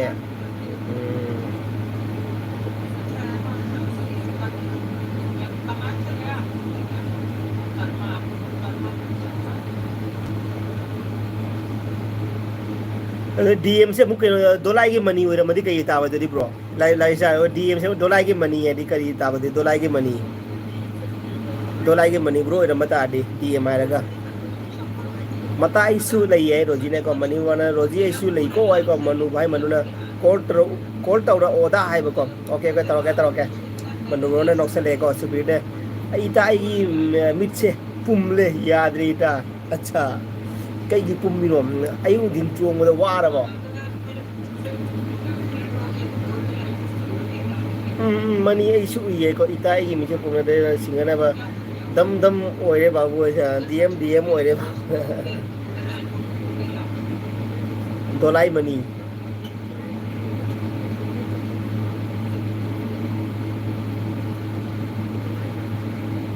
मता आईडी ममित से लाउ रही है को cái đó là lau để mà mình sẽ lau để đây còn gì nè cái manu này ba nâng coi này đi đâu mani bukan này mà dia मतलब डायरेक्ट मर्डर है अच्छा डायरेक्ट मर्डर अच्छा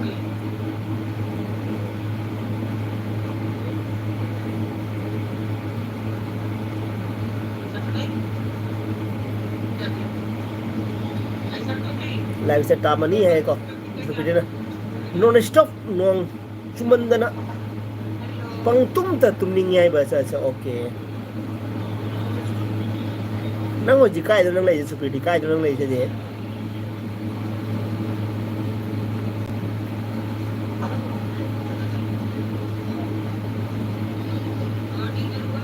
tamani er mata ho jik su churi bo hai ko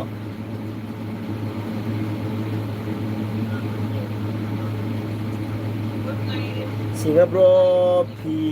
panna suri bo pi pana pi kanana suri bo pi kana suri ba ko Singapore pi kana suri ba ko sbe tiger khundang na ra bo khadang na ra ba ja ja tiger khadang na ra ba tiger khadang na de pune da aduna ai ji pune da ma le ba ko nang na no ni lang blog da pune da kai no jumong ma gi no kai no mam blog sem gi bo Supriti Grass Churiye ita khadang na de ngak samari nei de mata nga faning i dai ko ado ngak samari na bsine khudang na bsine koi cervical problem se koi mobile yeng ba khora jam oi gel ko cervical problem se spondylitis kai je si jam athi je jam wai ni Supriti na noksale ko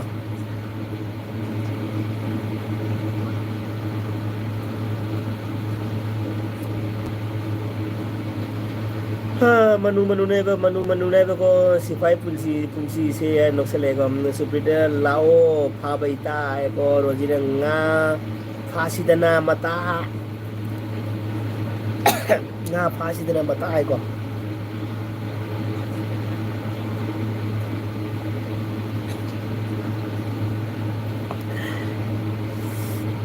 Supriti ibani cha si pha ba ai ba ko Supriti na lapukpu leibra mata ai ko roji na pune da ma'am ले ना ma'am ले बनी पुणे दा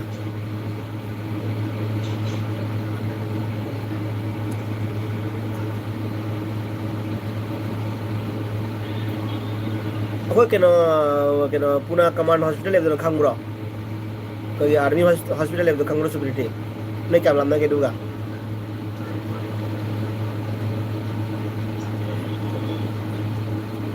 रोजी ने कना है मनु भाई ने रोजी ने कना है वो को अरे लबुपु लाइब्रा मता है वो को मनु रोजी ने कना मनु आई ना मी है बोरा मनु आई ना मी mi hai ba ko acha superiority ne ba ko labuk ti leite aduga jungle li yam le ko acha jungle gi ising tali tung mom da ngakra go ngamu ba jam lei bani natra num marak gi musin lu phawala go do ngakra ga da mako chau jaw na ngamu ga do ko chau jaw ko ro do superiority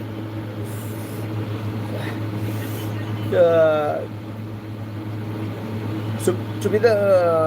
kariba tiger ta hodre akoi jungle da ne jungle la ngamu ngakra jam lei bani ba ko pha bi nu ngai ne ba musin ma mako ka chau jaw lei bani ba ko jungle gi sing ma tang ni ma ta ngamu ngakra message superiority guys view delete message delete by superiority okay thank you so much mata jungle da hekta fase ba ko kim was identify superiority guys okay auta mani ya go rojina mani manu bhai manu ihe id al malure ba ihe id al malure je kai ro bro manu ba kai al ai nu kai no mo alien nai ro subi ita lin thok ladi kamai na tawni lin thok ladi che le no pai le che le ke dawni lin thok ladi mathun thang le che le na ro ji ke no superiority khangau se le khangau takhala che le phane se le phane thang le che le adu ga gi hape se le ga thun thang le che le to bro tum dribo ai di pung baro makhai ama da tum mani adu do daga pung baro makhai ama daga dum pung baro makhai daga lo chalani ko erbi baro da lo samsu jai adu lo chalaga adu ga gi lo jawrani lo jalo daga mutum mani hip kani ngang mobile yeng ni tum mani on mani on to jina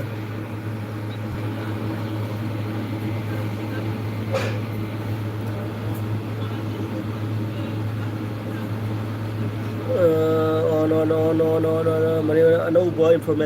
information asa AI hai ro AI asa another information asa ita ai no sale superiority na roji lin na chikpa yade ko ai mani na roji na ai budi cien bi roi he ai ko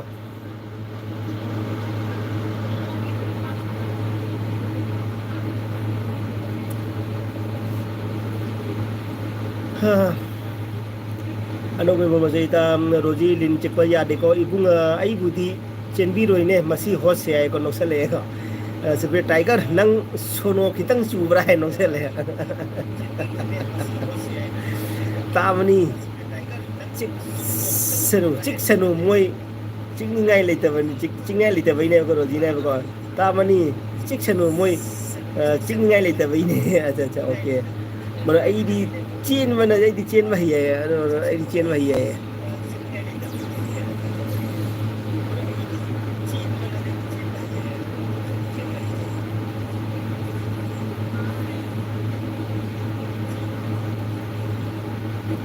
mani ne roji chip pe yade ko ai ko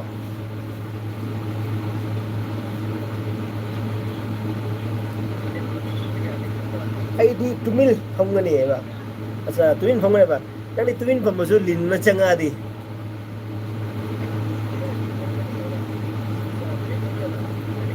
pham mudre danger ni bo lin nu ma mai ma khun ne thi di la wa chang ma dang pham mi do jang ko na bo nang chin chung am da ko chung am da nang matha sa bi wari ni roji ita se thamoi yam chawi ko ai ko superiority khang de ta mani haina gi lin dai wa sa nok se le ko akoi gi thaina da min haina ne ko kai yu ri ke dau ni do kai yu ri ke dau ni ai do kai yu ri ke dau ni man tàu của tôi lối tàu của tàu cho nên anh đi cái đầu tư này rồi ma tàu của tàu đấy đúng chiến ta này này rồi cái yêu nó cái đầu tư này rồi mà nó phải linh yết là suy à đây nó sẽ đây rồi gì đâu khôi mata môi đi khôi chích từ đi chính ngay lấy rồi musi drive अच्छा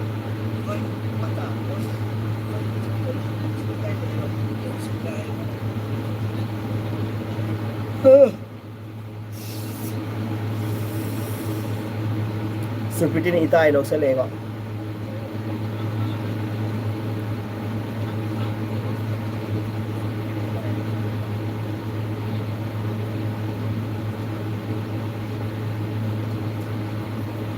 ai cái đó mà khôn ai mà khôn mà thang cái tao tao có tao mà đã ta nó sang này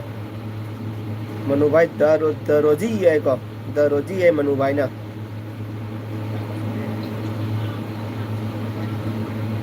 mata amma pharaga force ki lawai da tham mà tumin lấy với giờ rồi làm thế là cái gì chắc sẽ làm thế là cái này khối lawai da man lấy với ngồi mới đi một khung rau tiền à là làm thế là cái lấy với giờ rồi gì da manu vai yang nghe rồi gì nè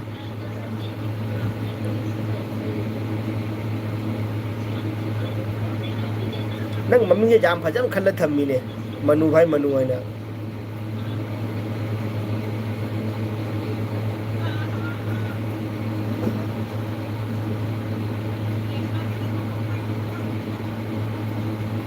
pele pakhum nai ba superior thammuro ita hai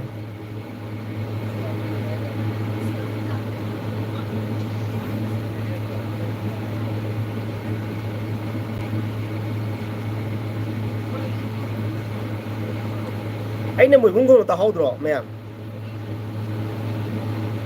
rồi chứ anh mùi bún ta hậu rồi bỏ bởi vì mình lấy cái đấy mùi bún ta hậu rồi bỏ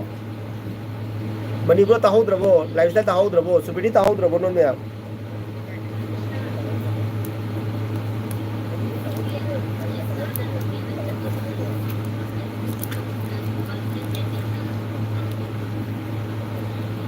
bảo ai phi dry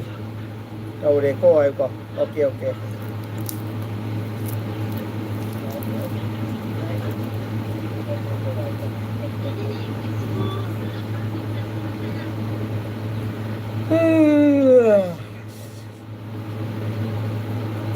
baru phải rồi chỉ nâng tiger lo lin loài rồi chỉ nâng tiger lin lại em thì ấy nè băng nghi mày em ấy nè băng nghi mày em ấy nè pangi pangi pangi mẹ ấy nè pangi mẹ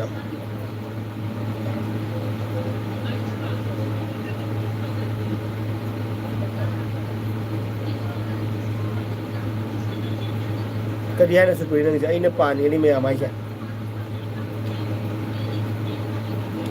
ai bala lại hay bala giảm tiếng này ngay đi bala ai bala thank you so much pula kay sang chalake thank you so much ai na pangi ko ay ba asa ay na pangi ay ba sa ay na pangi me asa ay na pangi me ma cha okay okay acha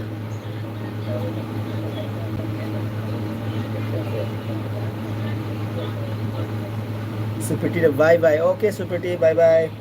bye Supriti đang jago rehearsal tau ro dance rehearsal tau ro ei ri bro iron baga kang over chai ba cha okay manu bhai na the roji ai ko ye roji ne lấy mata ai ko re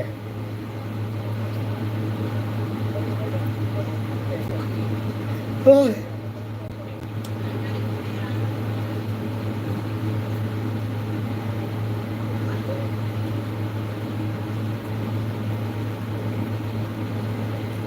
बना bro I भूत की वाड़ी है माँ लिखाई रमे bro I भूत की वाड़ी है माँ लिखाई रमे कदाई दे लिखाई रमे बा लिखाई रम गया रो लिखाई रमे रो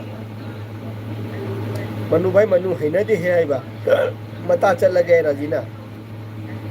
ओके ओके रोजी सो इता ले हो की दोई रो आई बा ले हो की दोई रो आई बा Koi ma'am Roji su dugagi kenoga kadai Supriti ka warap mani koi warap mani ko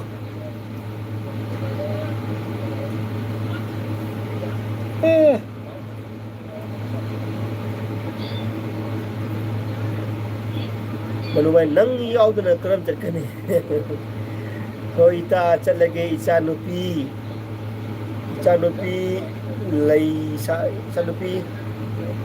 lay sa đấy bà cả hồi ta chất là cái Chanupi lay sa đấy bà lay sa đấy bà lay sa đấy bà ok manu bhai manu nang yaw na karam chatkani ko nang yaw na chatkani manu bhai na balana ba khaton da se nai ram me bro ado rogi do khanghaudre acha okay nai ro khaton su nei view ko khaton su ma jo anu bo channel ni hang nei view khaton channel le su thank you so much support of video thank you so much hai thaga chari ko bala oh mata security phajana pelam bani ba phajana pelam bani ko security bye bye good night host tiger ko okay security bye ta le mani wana security bye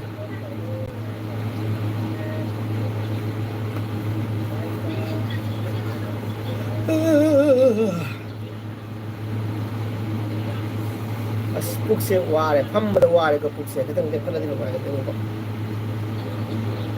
kan lep ko bi to je nungai ko pham ma to jang wai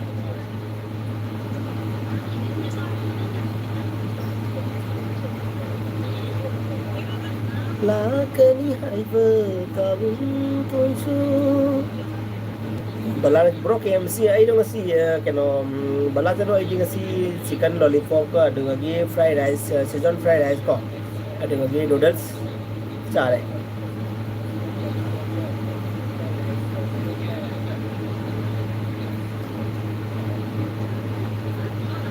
singara bala la ai ko keno ko pepe ko ngara manu bhai na daroji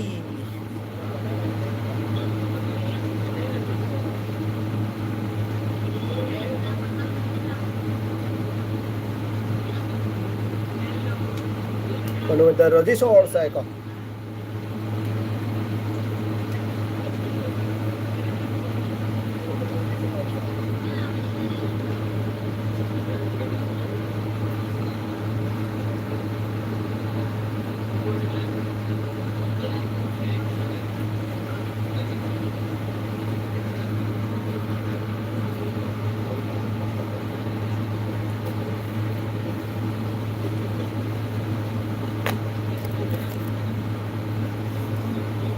bro ping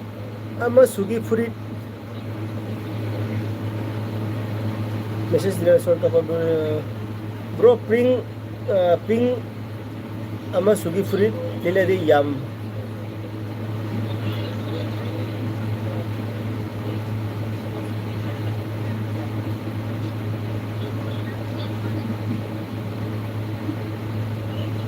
kai na furit loi message dile to ora kai dora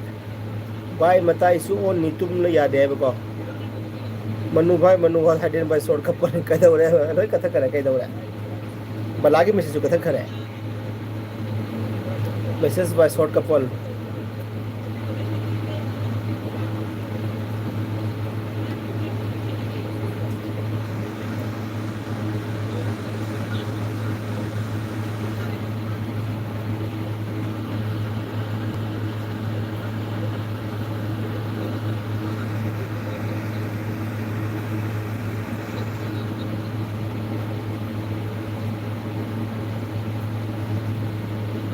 ping masugi freely ledi yam faje hai ba cha okay thank you roji on balagi message direct tau kare ke message am direct tau kare kai no ngasi di mi yam met le kai da jam mena de kai daura bala ne ba ni bro kai ba faje hai ba ni bro acha ping masugi freely ledi yam faje hai ba ni bro acha okay thank you so much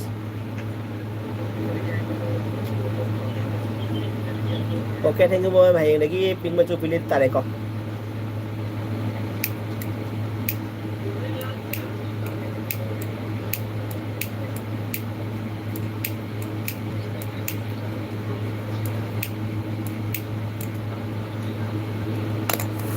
rồi chỉ ấy là sum mê lê và có ấy là sum mê ấy là mê lê và có अच्छा करी है रे डोमी सिंह दुआ bro lila okay lila kani ko ai pink color frito keno da phi su ki pi ke ba ko ko ye dobi da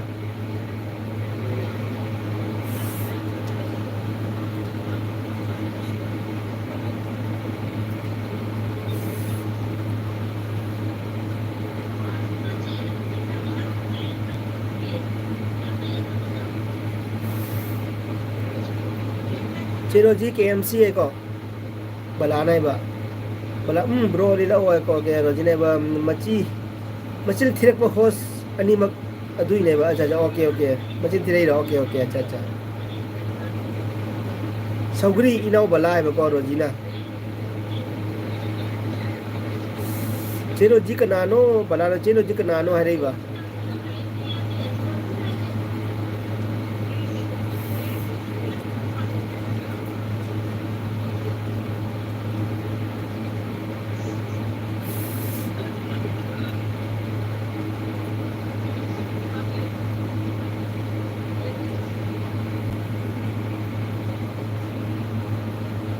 la lon ba oh nung si la lon ba lam lan ba oh nung si lam lan ba do na si na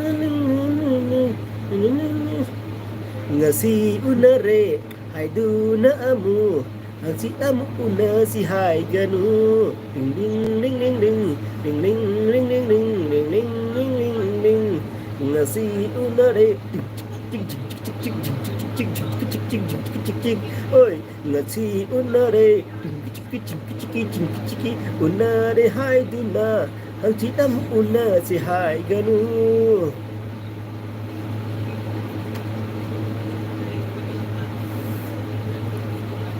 Chiroji kanano ai ko balana hai ro Chiroji mamai do tong khai thugai se ba ko balana LB lamhen mi ai ba ro jine ko ngasi na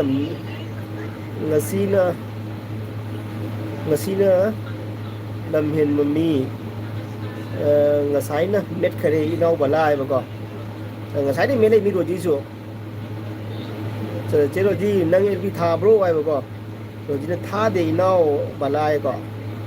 balana bro nang yenge isai sakaga acting tawri do ai ba ja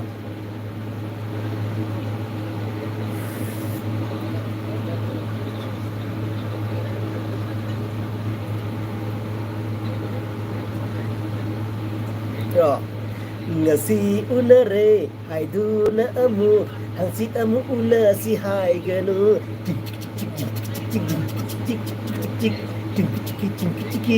ngasi unare hai du na amu hai du una si hai ganu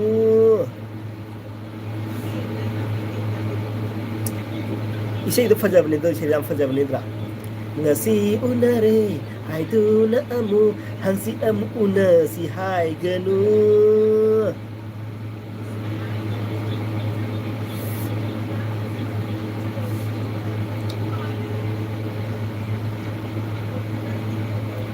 bro nang yang ise ibung tumin na tumagay ba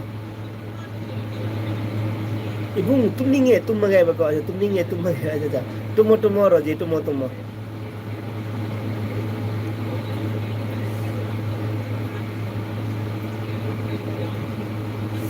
balana ka bro nahi re da bro na he na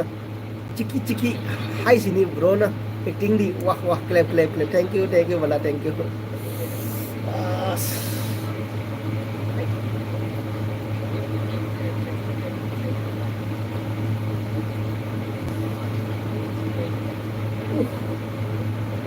ai free se faja bro mayam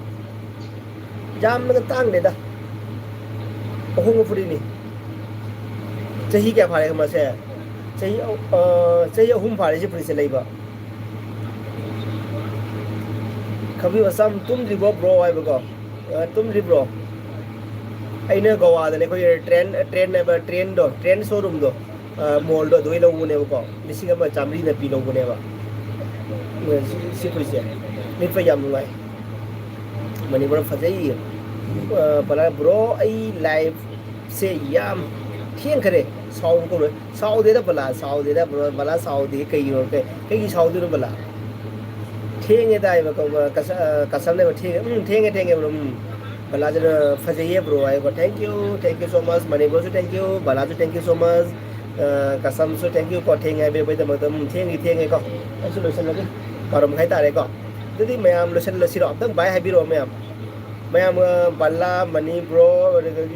roji kasam bro ma'am I L P से लेकर ma'am पर Matang bye bye happy रोको आई शुरू जरूर हो गए तुम दाचे लुजरगा तुम दरी तुम मजा दे बाबा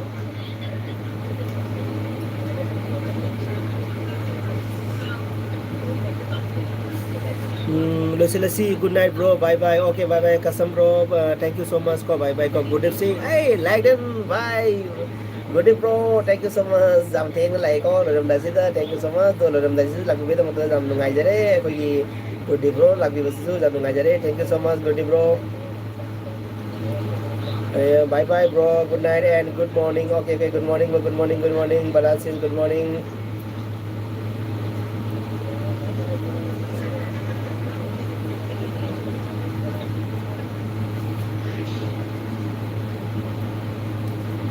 Bro, halak tang idea cha okay. Good night, Ibung host. Okay, okay, Roji, good night. Mani bro, Ravi bro, ay hayang di video share hige. Good night, bro. Message lesi ko. Bye. Okay, okay, Mani bro, message lesi ko. Bye, bye. Good day, bro. Bye, Hero.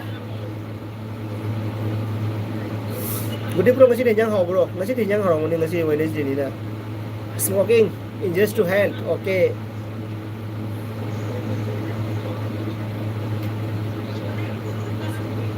Hey bro, surup thấy đó, bà lan này vợ. Ê bro, surup thấy đó. Thắc đến đó bro, thắc đến đó. Sum cái nó mày căng chia đây, tụi mày cũng phải đi nào.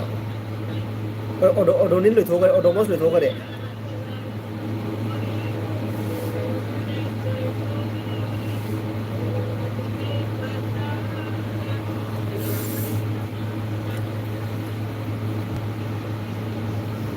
Bye bye, có bye bye.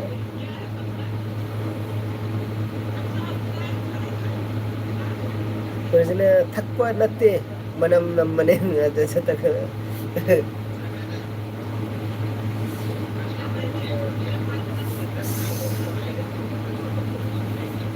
olang ko banana ba hey bro kang chipadu chilli thokroi chilli thokroi ko chilli thokroi ba hi bro kang chipadu chilli thokroi cha okay. Bye bye bro, bye bye.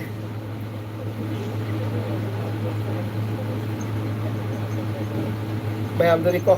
Ai sẽ lùi જરૂર કે કો ai तुम था थमंग के को ma'am. तो ma'am को bye और सी को ai sẽ lùi જરૂર के ai sẽ lùi જરૂર के को.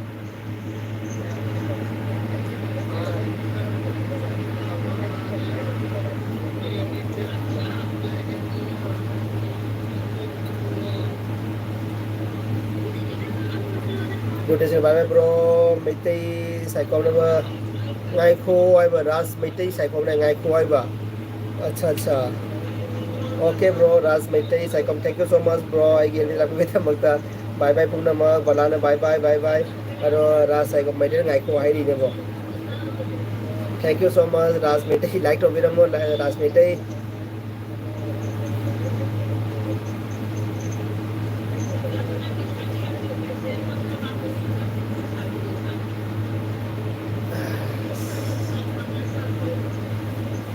Si ulare ai gulamu bye bye Rasmiti never bye bye okay bye bye Rasmiti bye bye ai kuri kharo lấy đâu thuê gọi rồi ai camera gì nó rất là rồi còn ai bây giờ đâu nghe nó thuê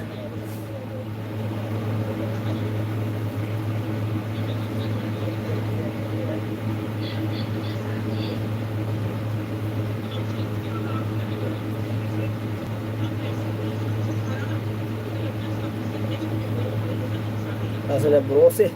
kanano ahan ba thingna bani acha thank you so much bro se kanano amadane bro id kano kasade ni bro thank you so much ko kai id kasade gini bro id kasade lai thank you so much bro igil bi la pibeta modani ga thaga cheri ko bro suppose to biro moko bro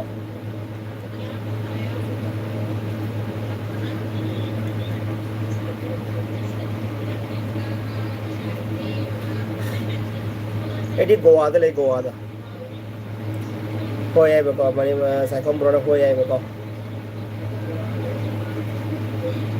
Yasi unare hai dula amo.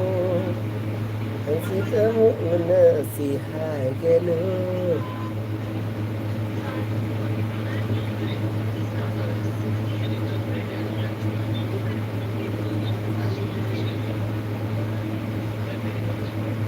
bro,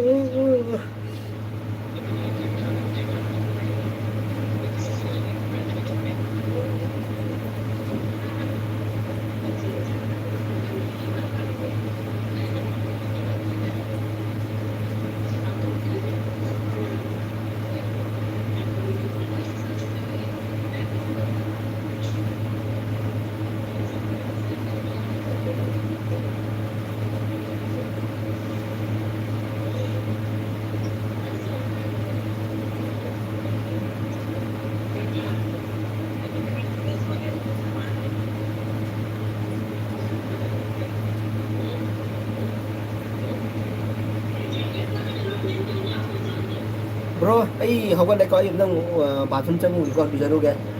Bye bye con.